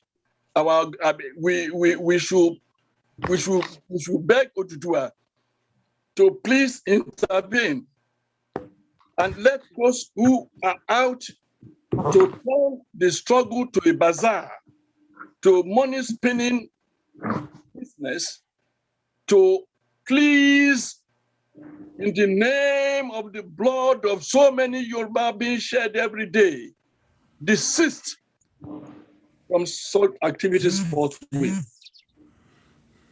Thank you, sir. Let me take Alagba Baba Yiloge mo npada bọ̀ wá sọ́dọ̀ yín o. Alagba Tunji Atewologun, then it's going to be Mr. Tunde Apelogun. You know they are friends, so because by Shiwaju Kiko tẹ̀lé. Alagba Adetunji. Ẹ ṣé mà. Ẹ fi last name yín parí lónìí pamọ́ lónìí ṣé torí bàbá bá jẹ́ ayé lóge ni. Torí wọn ni. Yeah. Mo kí gbogbo yín sà. Bàbá Ajílóge tí wọ́n lè sọ òyìnbó kó correct látẹ̀kan. Anyway, nǹkan tí mo fẹ́ béèrè ni sà. I mean pé. Can you speak English so others can benefit? Oh yeah. You know what? Ìjẹ̀ṣà ni wọ́n o. Let me just know. Yeah, sorry, because anybody to get it. Àtẹ́wọ́ lógún lórúkọ mi. Èmi lọmọ ajáde fùbílẹ̀ ń jó. You know what? Ọmọ ọba ń ta. Oh, Ìjẹ̀bú. So, Ìjẹ̀bú Òde ni mí. I used to call your uncle Atewani Legacy when we were in UI. Atewani Legacy. Oh yeah, Oboraleke. Yeah. Yes. Atewani Legacy. Ẹ̀gbọ́n mi ni wọ́n. First born dad. Okay. Àtẹ́wọ́lógún kan tá a mọ̀ ń bẹ̀ nìyẹn kì í ṣe irú wọ tó ń tẹ̀lé.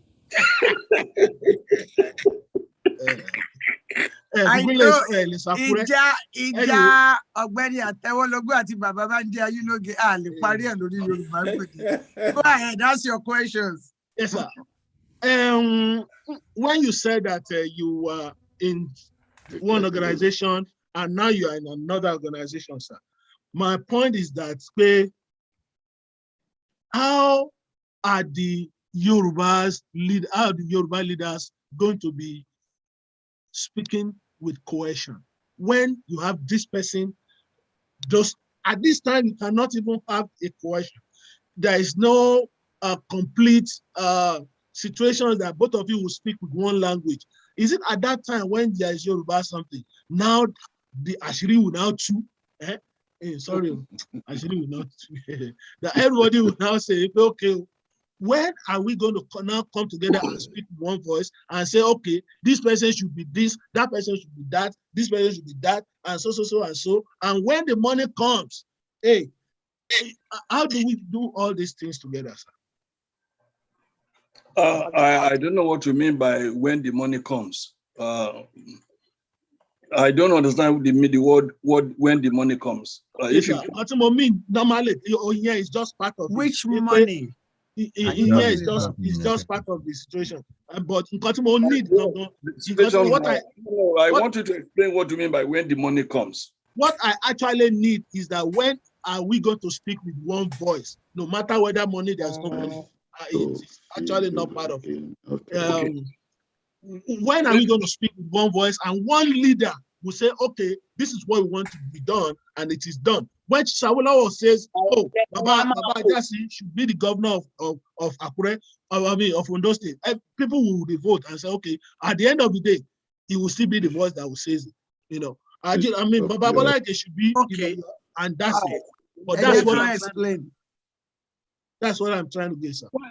I think you have a point. I think you have a point.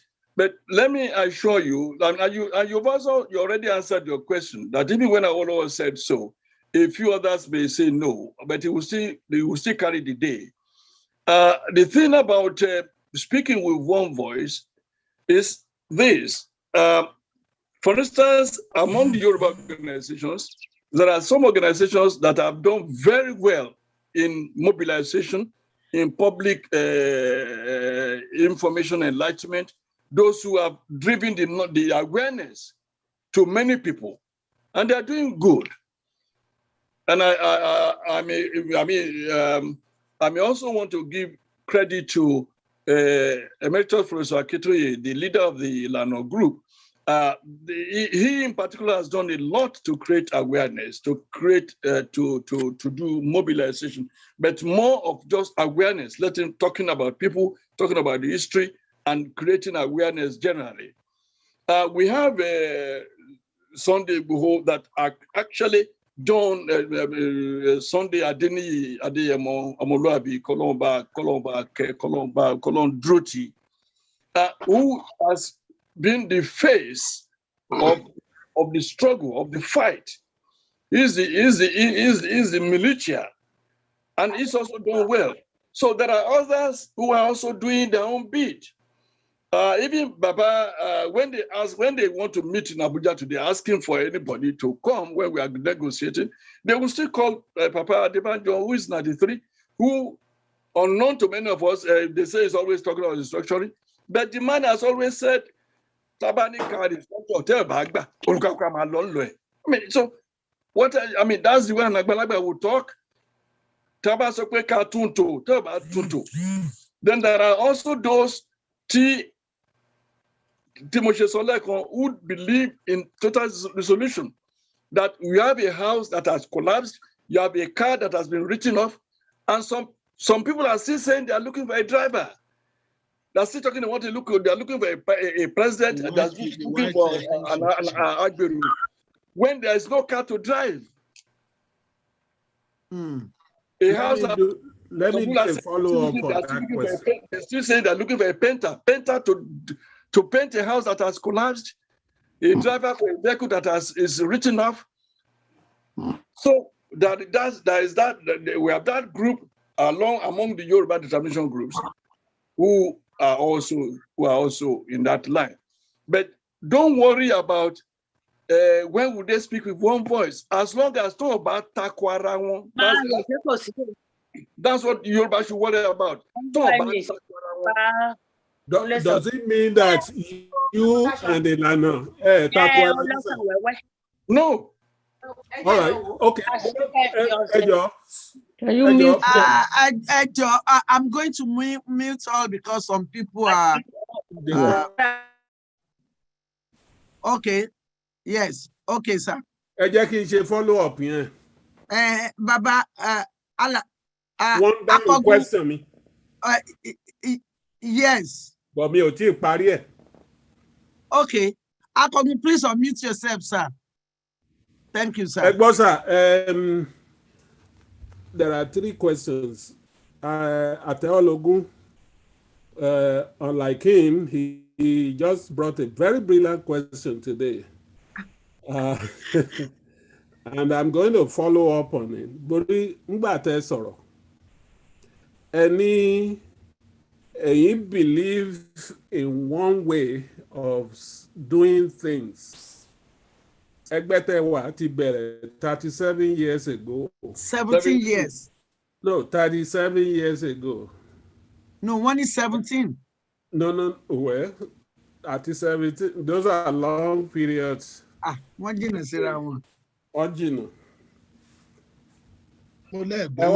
I believe, contrary to what Baba Akintoye was doing,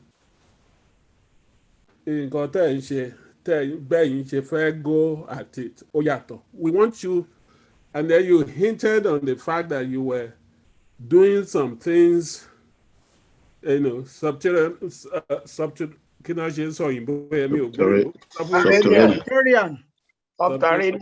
Right. So, could you define exactly what this your organization is? So, and what is so critical? Ní step tí Akintoye ń gbé tí tẹ̀yin ń gbé tẹ́lẹ̀ tó jẹ́ pé you have to split. I know Dr. Akingba very well also. We were in the trenches together during this thing. The 2 other gentlemen, but could you please elaborate on that? Let's know what is it doing? Because even in the later part of your answer, you also told us that Akintoye was only trying to, tell us through history and all that, let him mobilize. And in fact, I will credit Akintoye for even bringing people like Igboho in, because tí ò bá sẹ́ni tó ń sọ, so mo fẹ́ kẹ́ sọ fún wa, jẹ́ kí n stop at that náà, tí n bá ní nǹkan míì máa béèrè kí ni difference yín tó wá tó yẹn, because some of us are still trying to make that connection. Ìbéèrè tẹ́ béèrè mi ò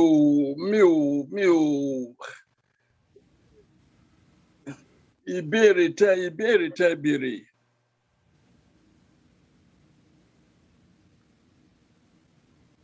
lè má ọ̀rọ̀ bí Sunday Igboho ṣe wáyé tó mú Sunday Igboho tó jẹ́ kó wáyé ni pé wọ́n ń pa àwọn èèyàn òun, wọ́n ń ṣe gbàgbúṣàwò, òun dẹ̀ fẹ́ kọ̀yà fún wọn, òun fẹ́ rí pé wọ́n gbogbo àwọn tó ń pààyàn kan lé wọn kúrò lórí ilẹ̀ bàbá òun. Iṣẹ́ tó ń ṣe nìyẹn, ó sì ṣe dáadáa. Mi ò fẹ́ sọ kò ṣe pàtàkì fún mi lórí nǹkan tá à ń sọ lọ́wọ́ yìí láti sọ bí Ìgbòho ṣe ló ṣe máa ń wà lẹ́ẹ̀kọ̀ọ̀kan tán máa rí òun àti Professor Akintoye papọ̀ àti gbogbo àwọn míì tó bá papọ̀. Ẹ rí i pé ẹ ti rí Ìgbòho lọ́dọ̀ bàbá Adébánjọ, ẹ ti rí Ìgbòho lọ́dọ̀ ẹlòmíì, tó wá pé àná ya fọ́tò ni ẹ rí ìgbà tí Ìgbòho wá sí ilé mi Ìbàdàn. So kì í ṣe ẹ jẹ́ ká mú ti Ìgbòho kúrò.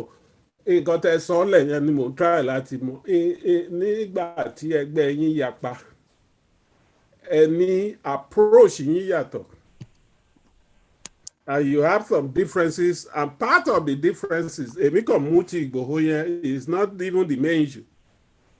Èmi fẹ́ mọ̀ the key reasons, the key fallout yẹn, kí ni, okay, ẹni bàbá yìí ẹ ti commend ẹ̀ ń bí lẹ́ni pé ó polongo Yorùbá nation, ó ṣe gbogbo ẹ̀ báwọn kan ṣe ń fẹ́, ẹ ti sọ yẹn, and you said it creditably, like you didn't even mean it. You didn't mean it in a way tí ò dáa. However, ẹ ti sọ wípé bí màní yìí ṣe ń ṣe ìyẹn kì í ṣe bẹ́ẹ̀ yìí ṣe fẹ́ máa ṣe. Ẹ̀yin fẹ́ máa ẹ sọ̀rọ̀ 1 million, ẹ lè rẹ ẹni tó mú 1 million lẹ̀. No, kì í ṣe pé mo ní bàbá kan rán yín létí ni mo fẹ́ mọ̀. Mo dárúkọ bàbá 93 kan, mi ò dárúkọ pé ẹgbẹ́ wa kì í ṣe bẹ́ẹ̀ rárá. Èmi náà ò dárúkọ, mo ní kí lẹ wá ní nǹkan tó fa làásìgbò láàrin ẹ̀yin àti bàbá yìí. 4 of you left at a critical point tí gbogbo wa ti ń sọ pé yeah, thank God our credible men are out there talking about the issues. Okay. Màá kàn dáhùn ní gbólóhùn kan. Inú mi dùn pé ẹ mọ Professor, ẹ mọ Dr. Akingba. Ẹlẹ́jọ́ wà ní trenches. Akingba ni leader wa, ó dẹ̀ ti wà ní trenches. Mi ò ní sọ jù ẹ lọ. Okay. Ẹ jẹ́ ká fi sílẹ̀ ní bẹ́ẹ̀ yẹn, tó bá jẹ́ pé ọ̀rọ̀ kù tí ẹ̀yin àgbààgbà fẹ́ sọ gẹ́gẹ́ bí àgbààgbà, ká máa sọ lẹ́yìn ìpàdé. Ẹ ṣeun.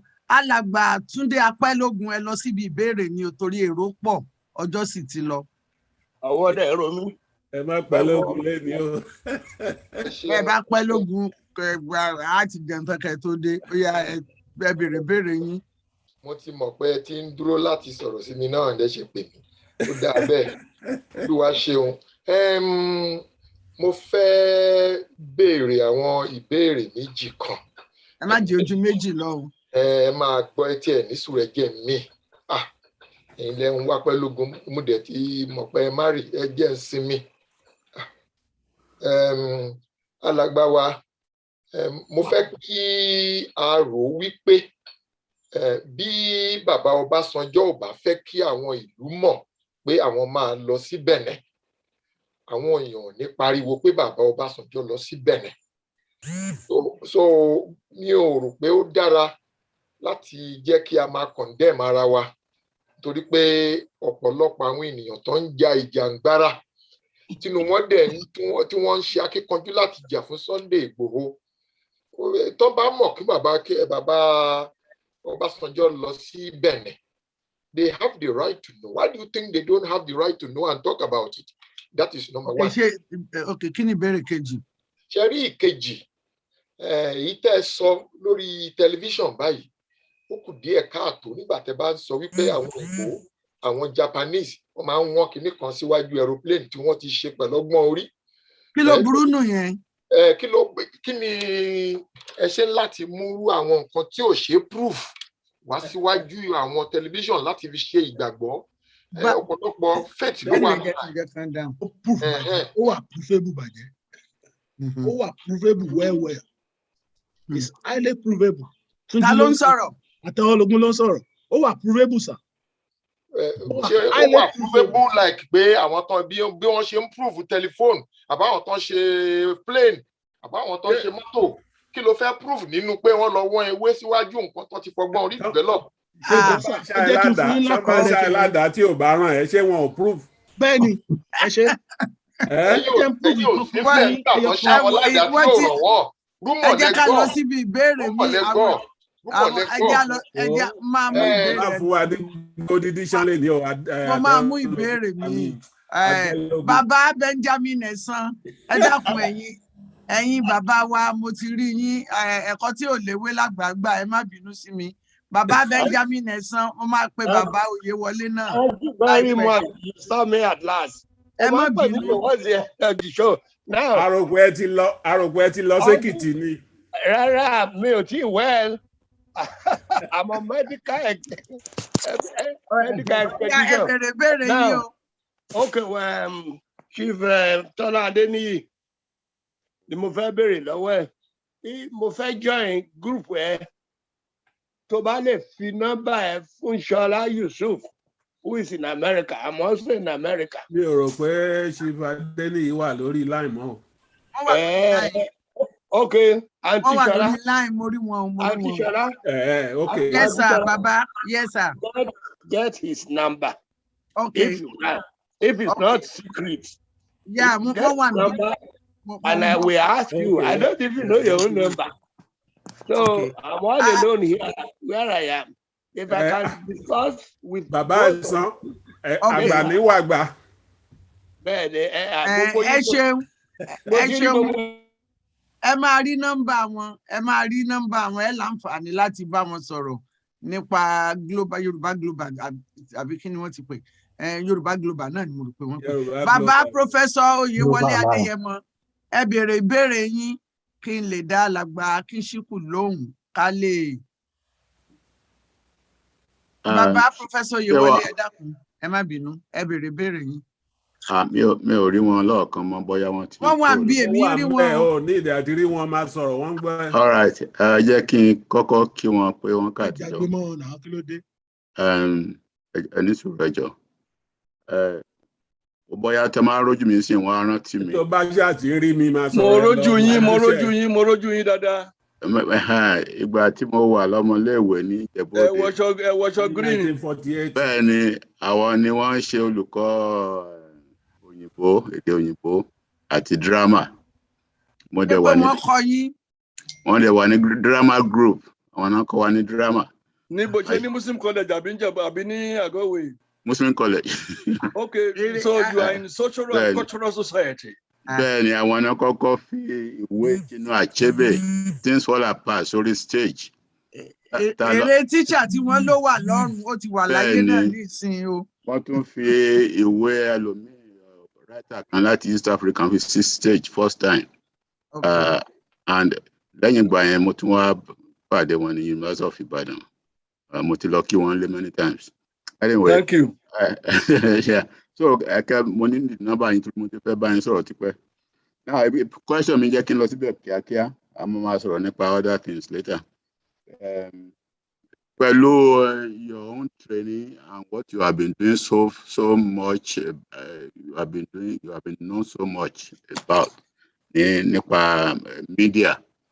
Èmi rò pé iṣẹ́ yín ó tóbi gan.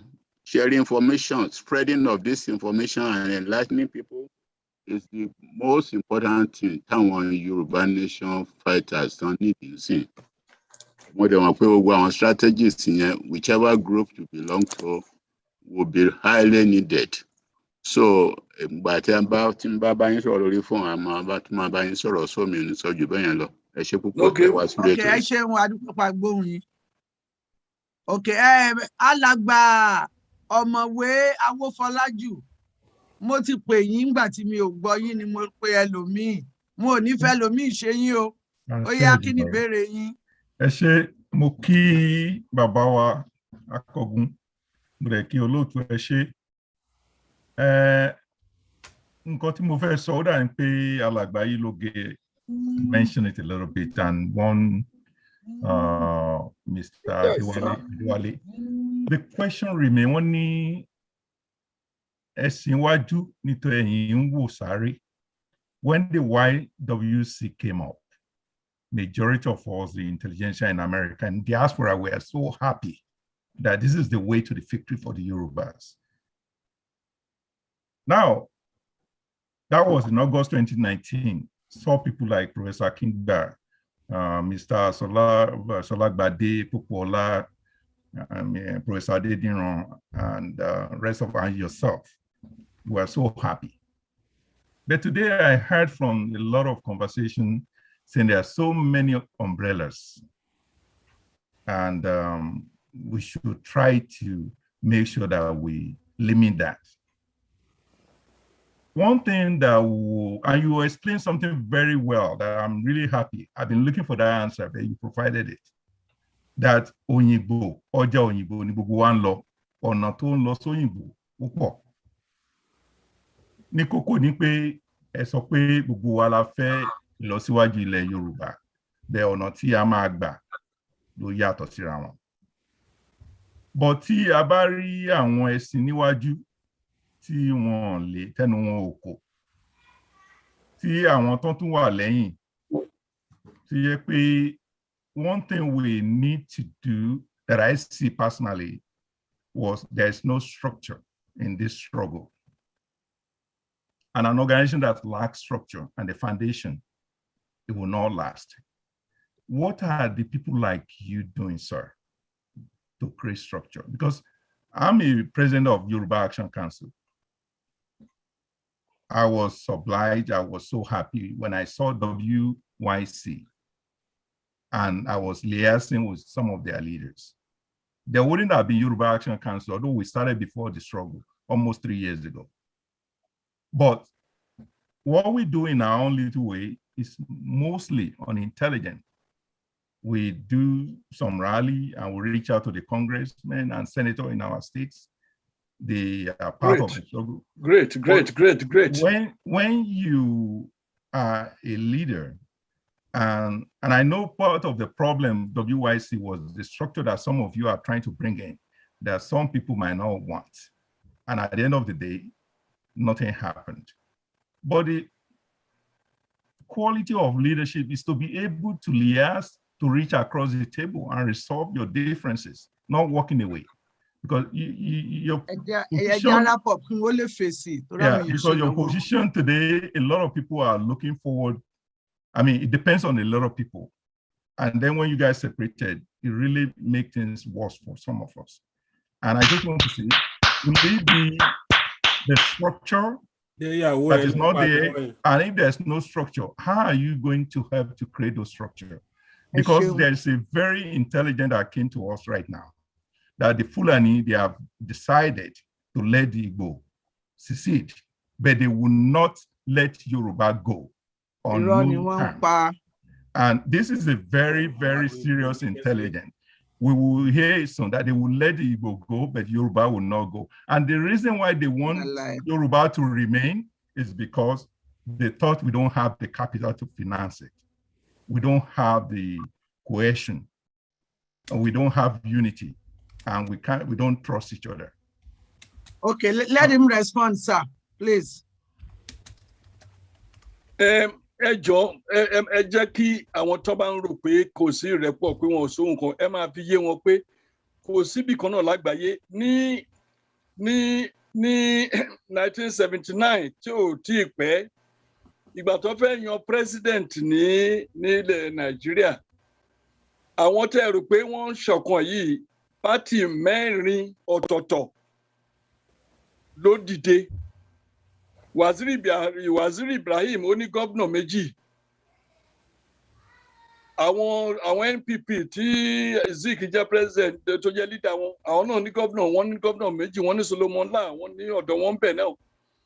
Àwọn MPN wọ́n ní tiwọn, PRP náà ní ó ní Balarabe Musa. Ìgbà tó ń impeach Balarabe Musa ní NPN ṣe tún gba Kaduna lọ́wọ́ wọn. Kano wà lọ́wọ́ Rimi. So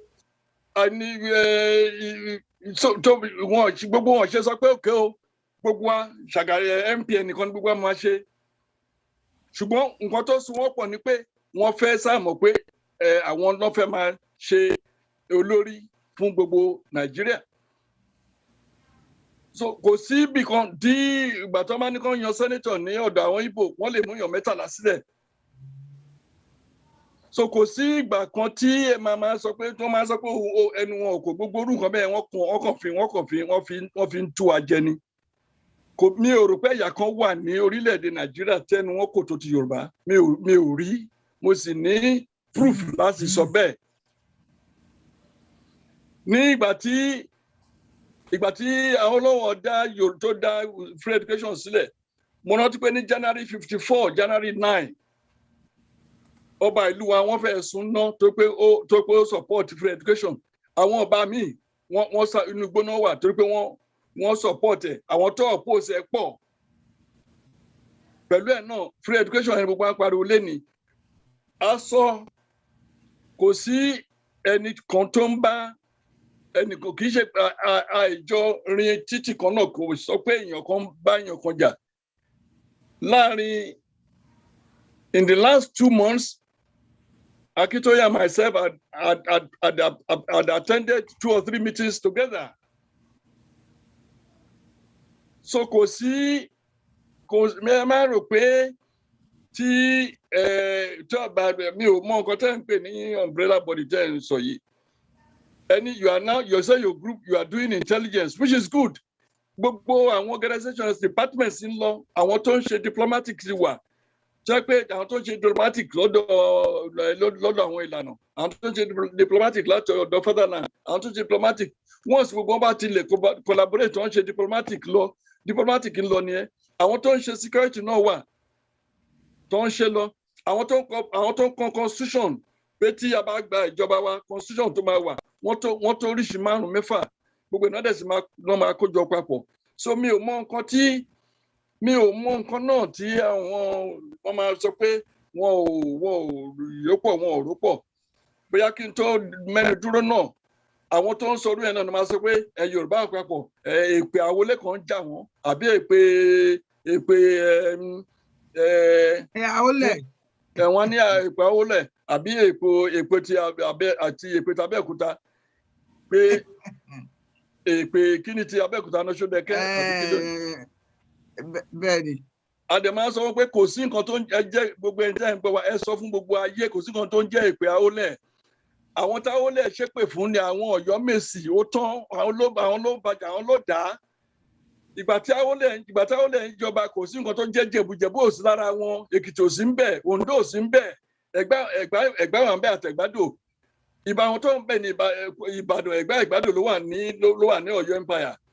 Kò sí Èkìtì ń bẹ̀, kò sí Oǹdó ń bẹ̀, kò sí Èkó ń bẹ̀. So tó máa ní èpè Awólẹ̀ ta ló ṣépè fún?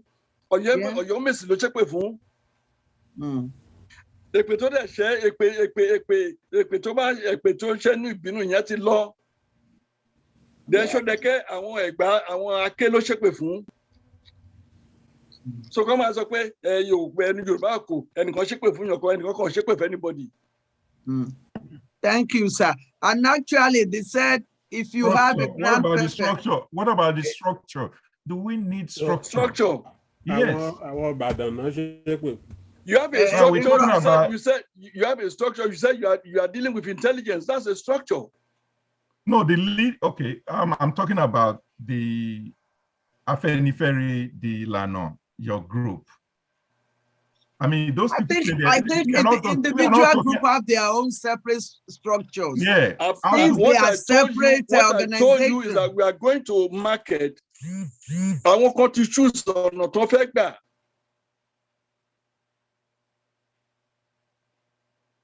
And ó lè jẹ́ kí ẹni tó máa ń lọ sí tó bá ń lọ sí Èkó láti Ìbàdàn táwọn kan bá ní Abẹ́òkúta làwọn fẹ́ gbà táwọn kan ní Ẹ̀pẹ́ làwọn fẹ́ gbà ẹ ò dẹ̀ jẹ́ kán gbà á tó bá sàti jẹ́kọ̀ọ́ náà lọ ẹ jẹ́ kán jọ dẹ́kọ̀ọ́. Thank you, sir. ẹni tó bá gba Ẹ̀gbá ẹni tó bá gba Ẹ̀pẹ́ tó bá lọ dí ẹni tó ń lọ tó ń gba Abẹ́òkúta lọ́nà kò sí wàhálà. Wọ́n á pàdé. Thank you, sir. Thank you. Exactly. And actually, about this ekpe that I hear all the time, my mother told me that if you have a pepper at Agungun and you keep it in the house for more than 2 years, it will lose its potency. Ṣé kò yẹ kí èpè wọn ti lose its potency ni?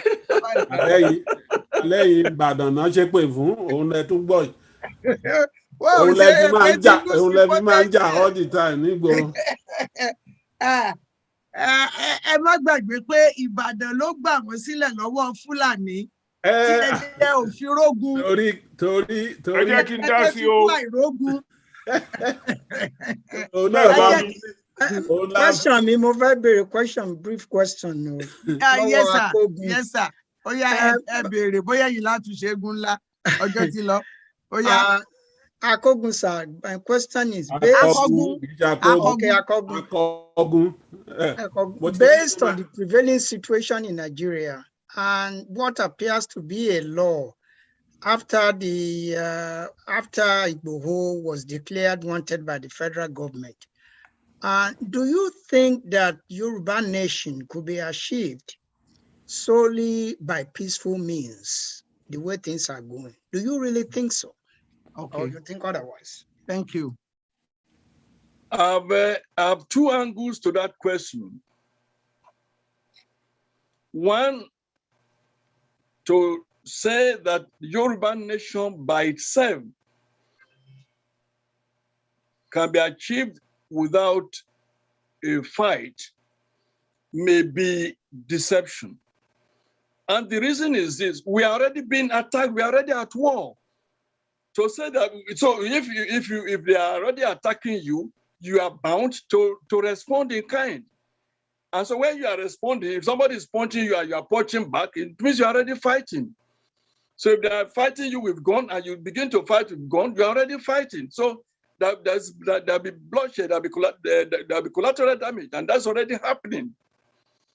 The second is that if we are going to dissolve Nigeria, I have a firm belief, given the strategies at our disposal, that Nigeria will grind to a halt and it will be dissolved without anybody shooting at anybody.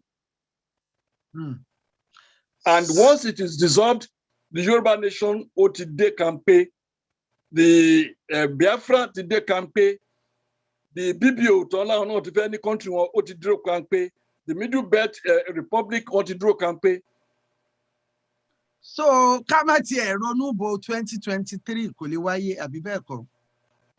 Ní agbára Ọlọ́run, ní agbára òṣì gbogbo ilẹ̀ Yorùbá, kò sí nǹkan tó ń jẹ́ 2023.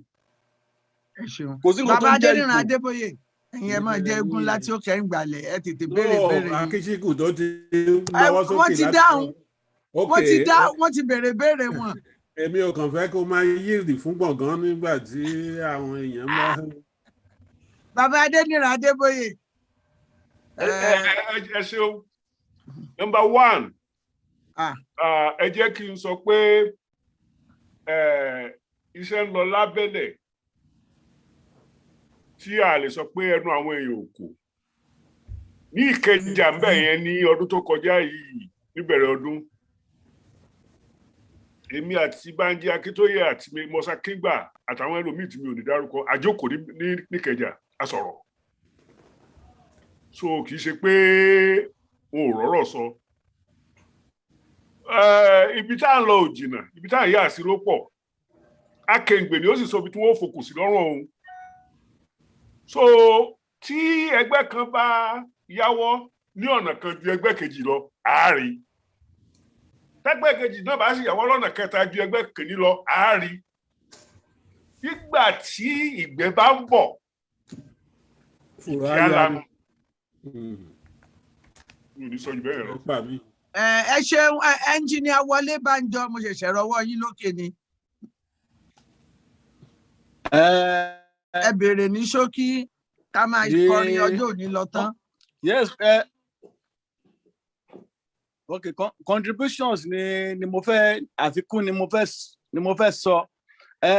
Mo fẹ́ kí ọ̀rọ̀ tí bàbá wa Irúnmọlẹ̀ Akọ̀gùntọ́lá Adéníyì tí wọ́n sọ fún wa ó máa dùn mọ́ wa nínú tó bá jẹ́ wípé all those various Yoruba organizations that are existing pé kó jẹ́ pé common body náà tó máa wà tó jẹ́ pé probably every once in a month or quarterly ni no máa meet àwọn the leadership of those organizations. That is for that. Then secondly, mo bá lẹ́nu àwọn alàgbà wa kan àwọn bàbá wa kan wọ́n lè probably they are trying to lé pé wọ́n lo oògùn pé bóyá after tí wọ́n ti ṣe kí lórúkọ ẹ̀ technology kìíní pé wọ́n lo oògùn. Mi ò ní fẹ́ kí àwọn kíní àwọn agbára ilẹ̀ Yorùbá, there is a need for us in this battle that all the powers àwọn agbára ta ní, we also need to develop it, to upgrade it. Àwọn agbára wa, I mean scientific African scientific powers wa.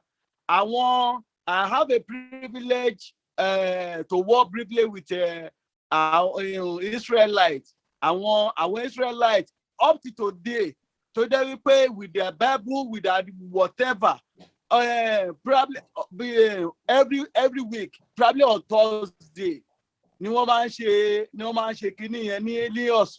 That is their own traditional spiritual power. They don't joke with it. The Yorubas too should also develop their own. So thank you, sir. Tí wọ́n bá ṣe aircraft tán, tí wọ́n tún apply spiritual kìíní kan pé kìíní, it is practical, it is what other people the developed nation also do. So the Yorubas too should also endeavor to develop their own power as well. Thank you, sir. Let's look at the time. Yes, our time is, thank you so much for your contribution. Our time is fast spent. The last one that I would like to ask so we can use it as a wrap-up. Akogun, I don't know whether you heard about the Navy show of force in Benin that they call Benin Kekere recently.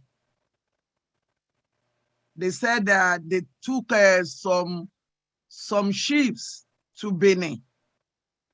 What is that about? Do you have any idea? Wọ́n kó àwọn ọkọ̀ ojú omi. Wọ́n ní wọ́n kó àwọn ọkọ̀ ships ọkọ̀ ojú omi wọ́n ní wọ́n kó lọ sí Benin. Wọ́n wá pè ní Benin Kékeré. Kí ni wọ́n fẹ́ fi yẹn ṣe? Àṣé torí Ìgbòho náà ni àbí torí èwo? Àti ń pariwo yẹn, ìjọba Buhari ó ti kó warships, ó kó sẹ́kù náà, ó dẹ̀ kó síbẹ̀ yẹn.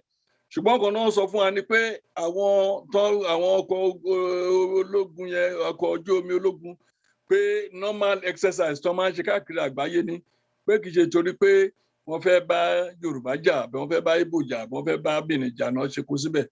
Bí irọ́ ni, bí òótọ́ ni, àwọn ológun wọ́n mọ bó ṣe ń ṣe àlùmọ̀kọ́rọ́ yìí. So they are very apt at deceiving the world. They are very, very apt at deceiving the people.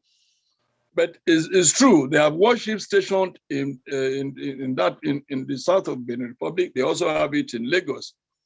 But let me also quickly answer the question by Engineer Wole Banjo about the need for Yoruba leaders to meet from time to time. I can assure him that we do meet. I just said that in the last 2 months or so, we've been having meetings with Akitoye, with other leaders. What we are saying is that we meet, but as at this moment, no umbrella body has been created. And unfortunately, a lot of people, for reasons best known to them, are advertising and crying out and saying, this is an umbrella body, that one is an umbrella body. And like our host said, how many umbrellas do we need? So at this point in time, people are holding meetings. The ONI is advising that we hold meetings. Allah is advising that we hold meetings, and meetings are being held. But nobody has come, no umbrella body has been emerged, and no group of organizations, maybe 2 or 3 or 10, should arrogate to itself that's an umbrella body. It does not exist. Thank you, sir. So, Agbojo Kigba Ojo Kanti, we started exactly about 3:06 this afternoon. And by my calculation, we have spent more than 3.5 hours. I'm very, very grateful to Baba Akogun Tola Adeniyi. We enjoyed and we have really learned from your wealth of wisdom. Before I sign off, finally, I wanted to take this opportunity to remind parents who still want to register their children at Yoruba Language School. Hurry up. If it is after August 20, we may not be taking application again because it's going to be very difficult to do the administration work on that. I'm also using this opportunity for people who want to help the 3OPC that lost their farming job because they were incarcerated for what they didn't do when they went to take Wakili Fulani. They were the ones that were arrested and they stayed 3 months. Please, we only got 2 people that has helped them so far and the money is little. Please come out and help them. And also, we are also still asking for donation. Help us so we can help our land. We don't have any other place to call home but Yoruba land. And we are going to get there. Bí wọ́n fẹ́, bí wọ́n kọ̀. Lọ́jọ́ mẹ́jọ láṣẹ Olúwa, ní ọjọ́ mẹ́jọ by the grace of God, we are going to have 2 important programs. One part is going to be our brother from the Akwa Ibom. He's going to tell us what they feel about everything going on in Nigeria. The second one is my honorable Babas, the Amoye Yoruba, our wise men. We are going to talk about Chief Ladoke Akintola. Remember, we talked about Chief Awolowo the last time. So we are going to talk about Chief Ladoke Akintola. We are going to look at him and see what he did or what he didn't do on Yoruba Gbode. Please let us meet. Baba Akogun Tola Adeniyi, I'm very, very grateful for your time today. I know that you are a very, very busy person. I wanted to call you long before this time, after the first appearance. And I'm like, he is so busy. But I'm very, very grateful that you honor the invitation and you stay with patience. Ní àṣẹ Ọlọ́run á máa rí yín bá ojú òní tì yín. Nígbà tá a bá máa délẹ̀ lérí, you will be there, I will be there. And if you ẹnìkan ṣe àwárí. On behalf of the Yoruba Gbode team, thank you so much, sir. Thank you for having me. Thank you. Until next Sunday, when we are going to meet again on another episode of Yoruba Gbode, I'm grateful to Baba Banji Ayiloge, Baba Adenira Adeboye, Baba Dipo, Akishiku Gbogbo Amoye Ori Yoruba Gbode. My presenter, he had to do something. That's why it's not signing up. Adeyinka Omo Baba Yaji Omo Sanda. I'm grateful to him. Thank you so much, everybody. My engineer from Nigeria, who is helping us to make sure that everything is going smoothly. Engineer Israel Oriaku, I'm grateful. My people at Reef Note website, Kola Olayefun, at the other side, I'm grateful to all of them.